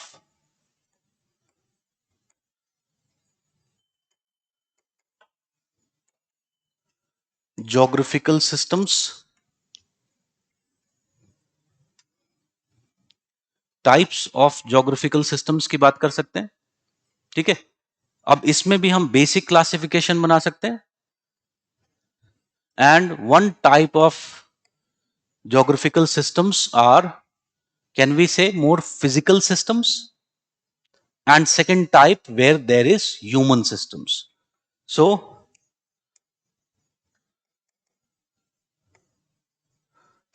physical systems and the human systems. So tell me, for example, if I am talking about a physical system like any biome, a forest area, can I call it as a physical system? Okay, it can be an example of a physical system. If I am talking about a factory, can I say it is an example of a human system which is entirely created by the human beings? So physical systems and human systems. जब मैंने इतना लिख लिया तो फिर यहां पर थोड़ा सा कॉम्प्लेक्सिटी को भी बता दिया. This demarcation between physical system and human system, can I say it is more artificial? Because in reality what happens, human beings affect all the physical systems and all human systems are also affected by the physical nature. ठीक है, अगर मुझे कुछ use करना है यहां पर, can I use this same principle was the principle of Vidal. ठीक है, I can use his name, I can say according to Vidal it is like that egg and chicken controversy, which came first. So if I want to use here theory perspective, use कर सकता हूं. ठीक है, so you talk about the complexity. Example भी दे दो complexity के, क्योंकि clearly था एक्सप्लेनेटरी नोट, तो एग्जाम्पल भी दे दिया कॉम्प्लेक्सिटी का. For example, tell me, if we talk about today, is there any part of the world which is totally isolated from human influence? Even the remotest part of the world are affected by global warming, which according to IPCC is clearly anthropogenic in nature. ठीक है, similarly, for example, if we talk about industries, factories, can I say their location is clearly determined by the availability of resources? So this division when we are doing, it is a more of a artificial division. So explain कर दिया, explanatory note, keyword क्या, secondary keyword, explanatory note याद रखना है. अब further demarcation classification कर सकते हैं. ये एक तरह का क्लासिफिकेशन था on the basis of the relationship between human and environment. ठीक है, another classification can be like we did, अभी हमने बोला था, hard systems and soft systems, that can also we can talk about. ठीक है, और जैसे कि हमने बोला था closed, partially open, open systems, that is also a type of systems which are used in geography. So you can go on. As I said, क्योंकि UPSC ने यहां पर अगर ये सिंपली शॉर्ट नोट होता तो मैंने सारे को लिखने की कोशिश की होती और एक्सप्लेन ज्यादा नहीं किया होता, बट क्योंकि इसमें क्लियरली उसने सेकेंडरी कीवर्ड डिफाइन कर दिया, explanatory note. So whatever you are writing you explain. ठीक है, so this is how it should have been essentially written, and it was not so much difficult. So that is, I think, system analysis. और मेरे हिसाब से जो भी questions आएंगे system analysis में इसी से घूम फिर करके आएंगे. That means if you have prepared these three questions, any of the question on system analysis, you will be able to answer that. ठीक है, डेफिनेटली रीड द कंटेंट जो मैंने दिया है, बिकॉज उसमें बहुत सारी डिटेल एग्जांपल्स हैं.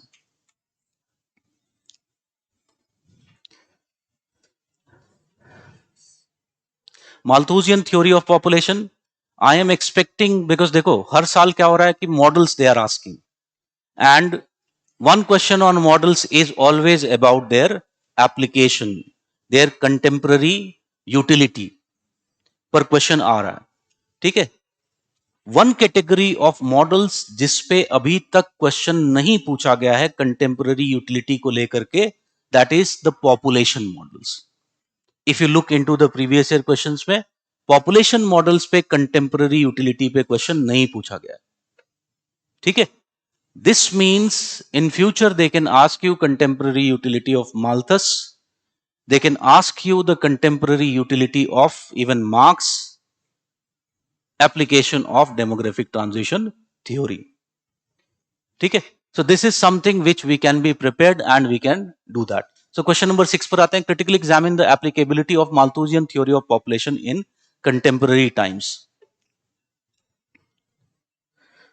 In contemporary times, so I'll give you 2 minutes, think and write.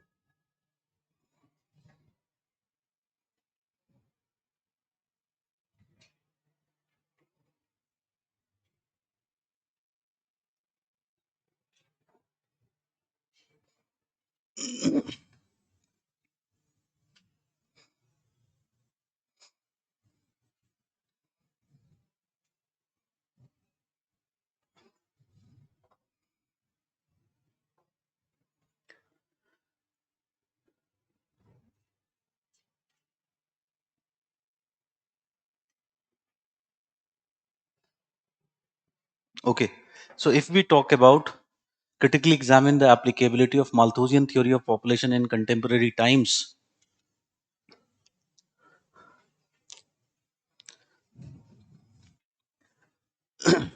you must be aware when we study the theory of Malthus. So I'm not going to teach here what was the theory of Malthus, but Malthus has written two essays.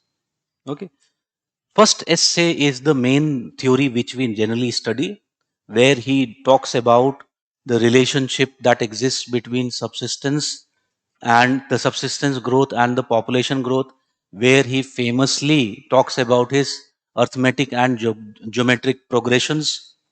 Okay? So that is the first essay where he is highly pessimistic. But following this essay, he attracted a very large amount of criticism. As a result, he answered his critics in the second essay. In the second essay, what he did, he tried to do less of the pessimism, but reconfirmed what he had discussed in the first essay. Also added some new elements to his conception on population. Okay? So, in the second essay, what he did, he emphasized less on the mathematical aspects, geometric, arithmetic progression, उसको कम use किया words. ठीक है? He tried to be less pessimistic in the sense, he also tried to show that positive checks can be or maybe uh, we can say delayed, or they can be delayed by using some other methods like abstinence. Abstinence was one of the things he has focused a lot. And he also discussed some aspects of population policy. Okay, in the second essay. So, can I say this is something which can be our introduction here? So, I can suppose if I am writing, I would say that Malthus,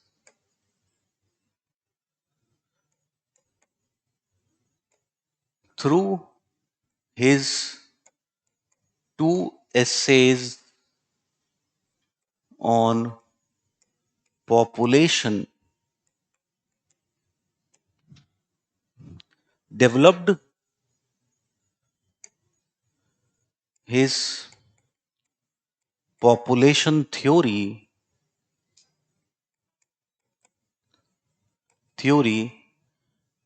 focusing on understanding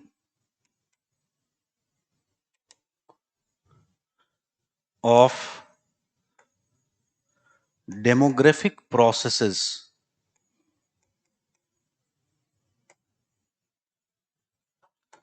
like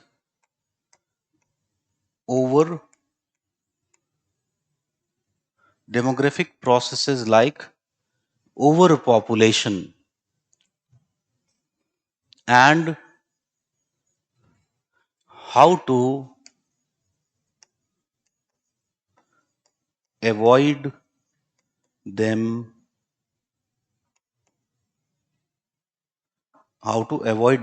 bracket में लिख लो, through a population policy.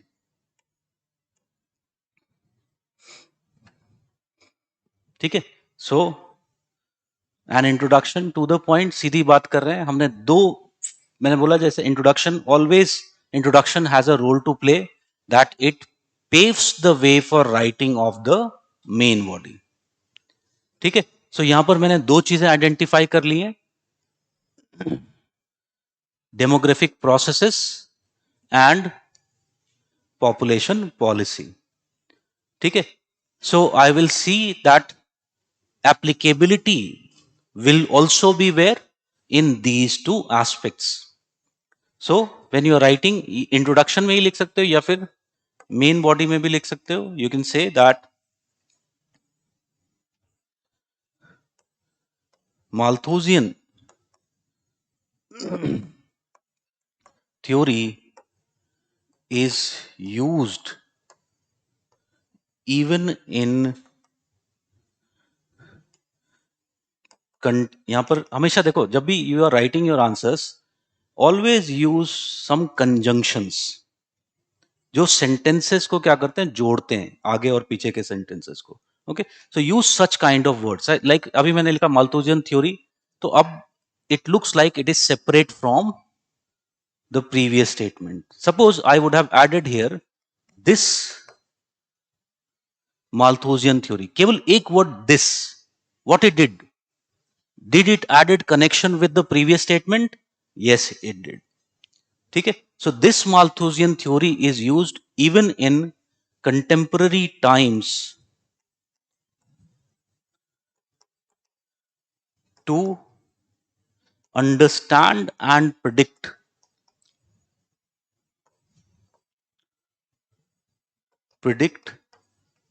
the demographic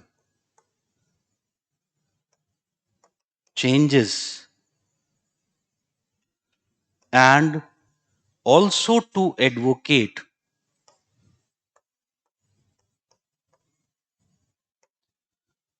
a suitable population policy. Suitable population policy. ठीक है? So I have paved the way of writing. हमेशा, if I can make the task of the examiner easier, the examiner will be happy and he will tend to give us better marks. So जब मैंने दो clearly identifiable parts बना लिए answer के, can I say if I even put the heading, will it be easier for the examiner? Definitely yes. So one heading can be applicability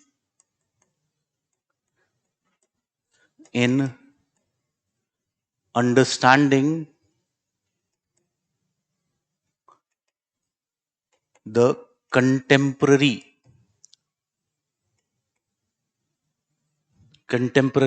देखो, हमने वहां पर डेमोग्राफिक यूज किया है. If we could have, if we wanted, we could have more narrowed down. Instead of using the term demographic, we could have talked about the human resource or population resource relationship, because Malthusian entire theory is basically what?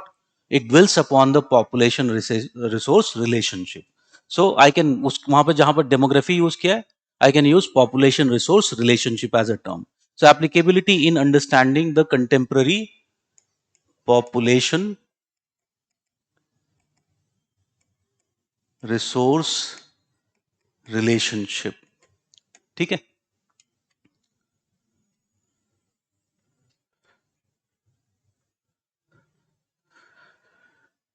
And clearly here, who is asserting that population principles are still applicable? Can I say these are neo-Malthusians? ठीक है? We call them as neo-Malthusians. So I'll start with according to the neo-Malthusians. According to the neo-Malthusians, the principle, which was the principle of Malthus? The principle that population growth outpaces the resource growth still applies in contemporary world. ठीक है? So according to neo-Malthusian, the principle that population growth still outpaces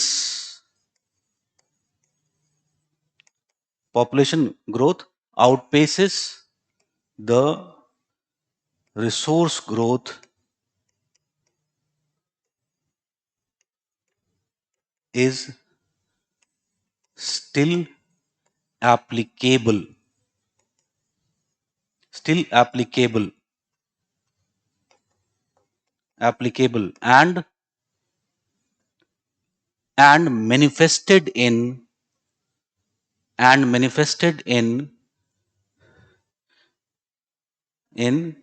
the positive checks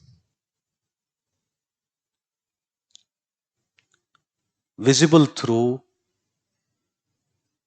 problems like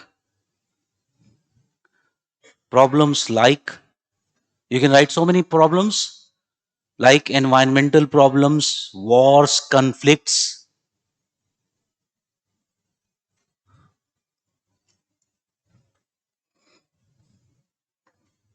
ठीक है.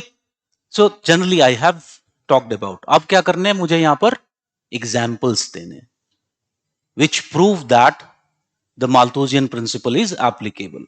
ठीक है. अब ये examples अपने जो रीडिंग कर रहे हैं वो हो सकते हैं. Better you give your own examples. That will be the best thing to do. Like for example, tell me number of things we can say, like can we say COVID-19, can it be seen as an example of a Malthusian check? It is essentially, because what has happened, population is increasing, poverty has increased, and this has led human beings to press more on the resources. We are leading to fast land use changes, and because of these fast land use changes, for example, we are encroaching upon the natural areas where the chances of human beings coming in contact with the zoonotic diseases will be what? It will be higher. ठीक है. So this has been cited as the neo-Malthusians as one of the examples of the contemporary application of the Malthusian positive checks. Similarly, other examples like if you talk about climate change. Climate change. So if we talk about the climate change, can we say climate change can be understood from this idea of Malthus? So Malthus, what its idea of Malthus, what says? That there is a limited carrying capacity. Carrying capacity. ठीक है, a fixed carrying capacity. And when the demand or use of such resources increases beyond the carrying capacity, what will happen? Here there will be the positive checks will apply. ठीक है. Now, when we are talking about climate change, can we see this carrying capacity as the capacity of atmosphere to recycle carbon or carbon dioxide? It is very clearly limited. So, capacity of environment to recycle CO2. So, it is limited. But what has happened? This, it has kept on increasing. ठीक है. और climatology में भी पढ़ा है वो graph carbon dioxide के increase का from 19th century. So how it was just around 240 ppm था, and it has now reached to what levels? It has reached to around more than 400 ppm. ठीक है. तो ग्राफ बना सकते हैं. You can show that how it has increased. ठीक है. तो rather than just doing this simple thing, this should be the increase of carbon dioxide, and you try to show how it is essentially applicable. So climate change is one example which can be there. Others ले लो, wars, conflicts के बारे में. इसमें example जो है Africa का example is cited by most of the neo-Malthusians. So the conflicts which are occurring, the increasing conflicts according to neo-Malthusians, the increasing conflicts which are occurring in Africa, whether it is West Africa or Central Africa, these are examples of what? They are examples of the positive checks which are imposed. As population of Africa grows, there is scarcity of resources, and this is essentially limiting the, or this is manifesting in the form of such wars and conflicts. They believe that democracy will flourish only when there is what? There is enough resources. There is surplus of resources. Okay? When there is reduction in resources, there will be rise of authoritarian regimes, which we can very clearly see in Africa, case of Africa. Okay?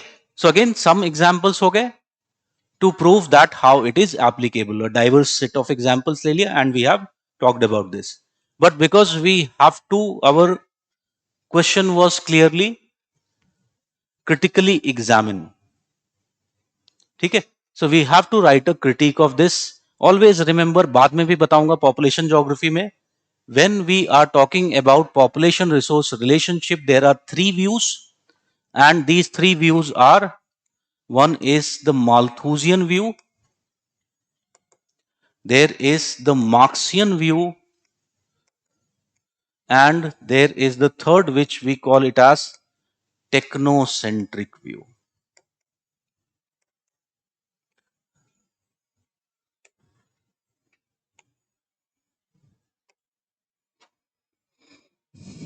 इसको कॉर्नुकोपियन view भी बोलते हैं,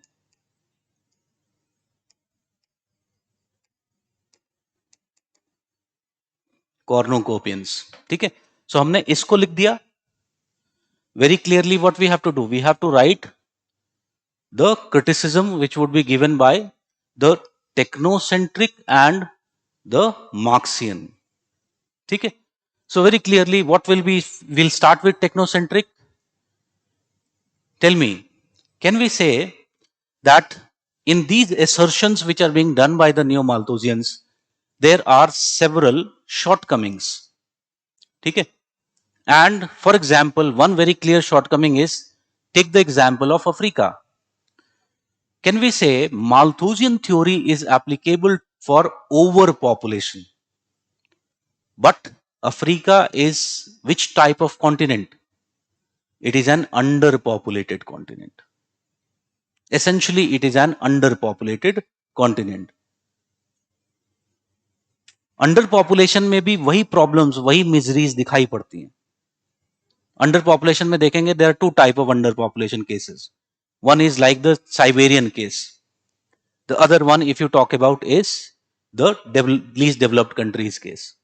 So here also same manifestations would be similar type, कि उसमें poverty है, hunger है, all those things would be there. But it is essentially an example of what? It is an example of underpopulation. So first of all, the assertion is clearly wrong.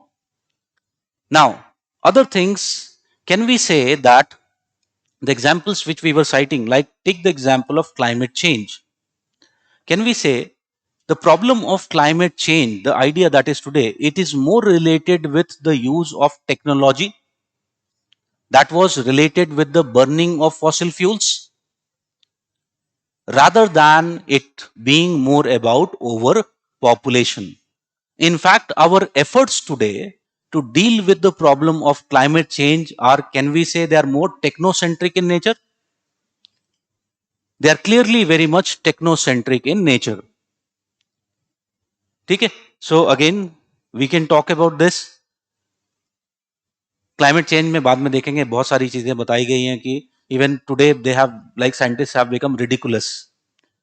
अभी ridiculous ideas भी आ रहे हैं. They are talking about that if we introduce aerosols in the stratosphere, then we will be able to deal with the climate change. But whatever, there are technocentric methods which will essentially do what? Which will deal with the, can deal with the, has the potential with to deal with the climate change. Similarly, if you talk about the COVID-19, if we talk about, again it is more related with the use of technology. Like for example, our civilization, if we talk about, we have too much, we are dependent upon agriculture, and agriculture which is there in large parts of the world, tell me, is it subsistence type? It is subsistence type. Can we say commercial agriculture, can it produce the same amount of output in a limited area? If you're doing subsistence agriculture, you'll be using more land.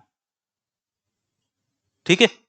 So if we can use more better farming practices, like for example, commercial farming practices, hydroponics, aeroponics, etc., can we say that our interference with many natural areas from where it is said that this zoonotic diseases are originating and are being transmitted to the human beings, our interface, will it reduce? Obviously, it will reduce. So again, according to technocentric, the problem is not that of overpopulation. The problem is more related with the use of suitable technology. Okay? So again, I can give examples. And the next criticism I'll talk about, the Marxian criticism, and Marx is very clear. He is certain that the problem is more related with what? The problem is more related with the unequal distribution of resources rather than the availability of resources. ठीक है? इसमें the factual information that you will be using, you in environmental geography, तुम सभी पढ़ते हो about the ecological footprints. ठीक है? So if you talk about ecological footprints, can we say it is highly distorted? There are some countries whose ecological footprint is very, very high. There are others whose ecological footprint is less.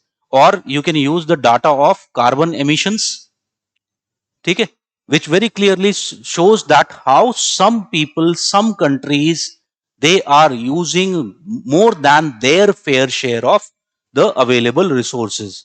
And this unequal distribution is becoming the main cause of the problem. In fact, it is very clearly accepted today that just few developed countries where the population was very less, they have been the main reason for the contemporary global warming which we are talking about.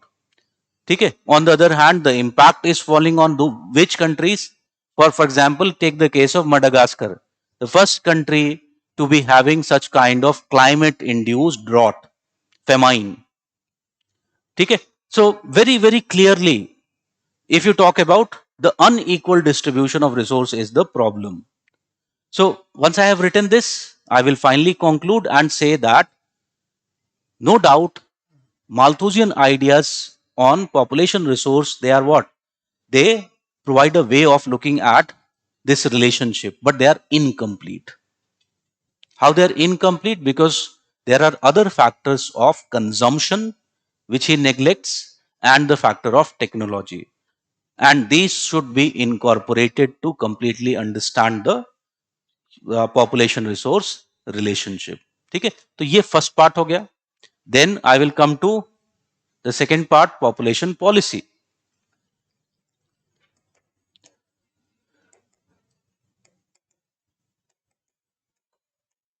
Population policy. Application with respect to population policy या फिर contemporary application in population policy. So यहाँ पर सबसे पहले what we'll do, we'll just write few things which Malthus is talking about the population policy. First thing, very important, Malthus was against any population policy. He was against any population policy. What was his basic idea? That the economic policy of the country in itself is the population policy. So economic policy of the country in itself behaves as a population policy.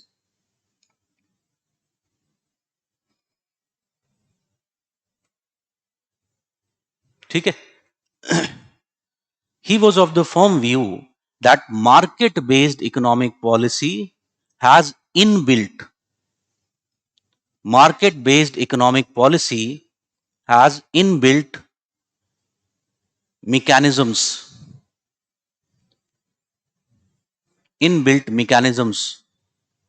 to manage the population numbers.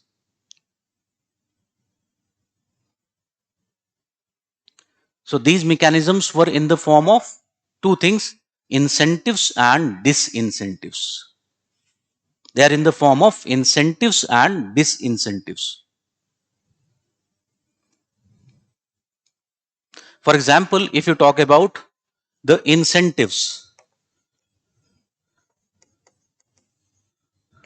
one of the very, very powerful incentive which was there in a market-based economy was the incentive for a person to have ownership of private property. Ownership of private property.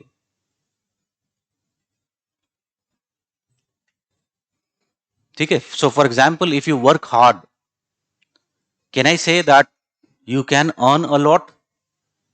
ठीक है? So you can become Ambani, Adani, but उसके लिए थोड़ा दोस्ती भी करनी पड़ती है politician से, not only hard work, whatever, but clearly you can become so much rich, you can own so much of property. So this, according to Malthus, it was a very, very important incentive which was there in the market-based system, which was against the socialistic.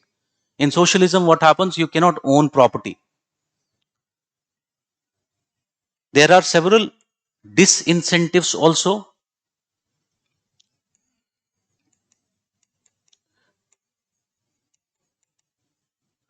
Disincentives. For example, in market-based system, can I say the cost of the child, raising a child, it falls only on whom? Parents.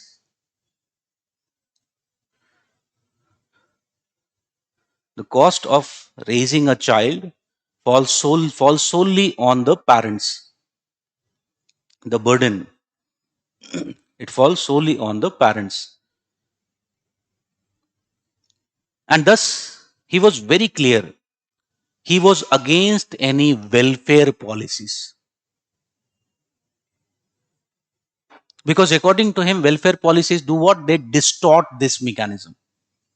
They distort this disincentives. So, for example, according to him, if you are providing free education, lots of free food, etc., what will happen? People will be less interested in doing work, and they'll not feel, they will have a decent living standards, and essentially because their living standards will not be affected much, they'll keep on producing more and more children. So he was against any such welfare measures, welfare policies. He was very clear that if people produce more children, it will affect, if they have to bear the burden, it would affect their living standards. And this will work as a very powerful disincentive to essentially make sure that people realize that they should have less number of children.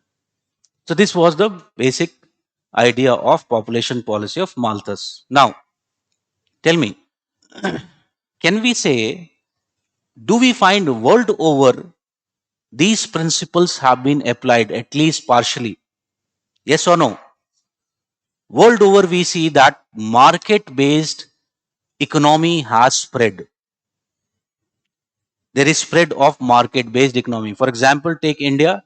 Can we say there is presence of private schools and private hospitals? Practically speaking, their working is better. Their efficiency, their overall services are better than the public sector such institutions. Okay? So very clearly, if suppose someone, people today, they have children, which type of school they want to send their children? Most of the people will want to send them to private school because they know that there is better studies which are being there. For that, can I say that they need to have lesser number of children? If they have more, then they won't be able to send all of them. In fact, maybe they won't be able to even save some money to send even one. Okay? So it behaves as what? It behaves as a very powerful disincentive. So in a way, when we are talking about spread of the capitalist economy, market economy, it is what? It is application of the Malthusian population policy principle. Okay? So it is there in the world. However, can we say we can criticize because हमें critically analyze करना है? So we can also talk about the shortcomings. And when you are talking about the shortcoming, here again you use Marxian principle. And Marx has very clearly highlighted how essentially what will happen, that the gap between rich and poor keeps on increasing, because rich does, rich keeps on accumulating the surplus of production, while if you talk about the poor, poor keeps on accumulating the labor, which means that the population growth rate in the poorest section will be high. More hands mean more work, more income for them. But ultimately, it would create a industrial reserve army. and this would mean that the wage rates would go down and poverty will increase with time. यही बोलता है marks, and very clearly it is also in a way true. So what has been done by many of the developing countries, can we say, simultaneously applying this market principle, still many of the developing countries have welfare policies. Like in India, if you talk about, there is midday meal scheme, Sarv Shiksha Abhiyan. All these are examples of trying to balance the shortcomings in the Malthusian ideas on population policy. Okay? So you give this example, and that is basically the second part. Finally, you can conclude, praise kar do thoda Malthus ko, ki no doubt that what he was giving, his ideas, there is applicability, but only partial applicability. They were incomplete. They were more deterministic in nature. Today, what we know very well, that we are in the era of possibilism. We are in the era of technocentrism. Okay? So Malthusian ideas are valid up to only certain extent. Okay? So like this, essentially, you will be writing this answer. So आज के लिए बंद करते हैं. I think we'll continue this in the next class, and hopefully जो मेरा basic idea था वो समझ में आ गया होगा. देखो,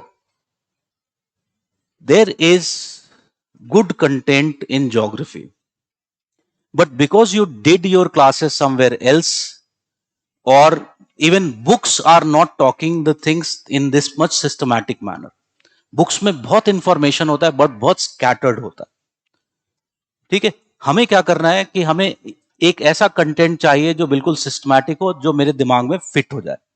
हम यहां पर क्या कर रहे हैं, हर चीज को सिस्टमैटिकली डील कर रहे हैं. So what will happen? It will just fit in your mind. It will be easy for you to remember, but still you will have to make efforts of revision for it to remember and recall. ठीक है? And believe me, अगर इस तरह से answers लिख के आओगे, as we complete the full course, you will have so many examples, case studies. वो सब interchangeably use करोगे, your answers will be very, very beautiful, very enriched. ठीक है? So we'll stop for today. Goodbye, take care. And anyone watching online, if you have any queries, call our numbers. They will answer that.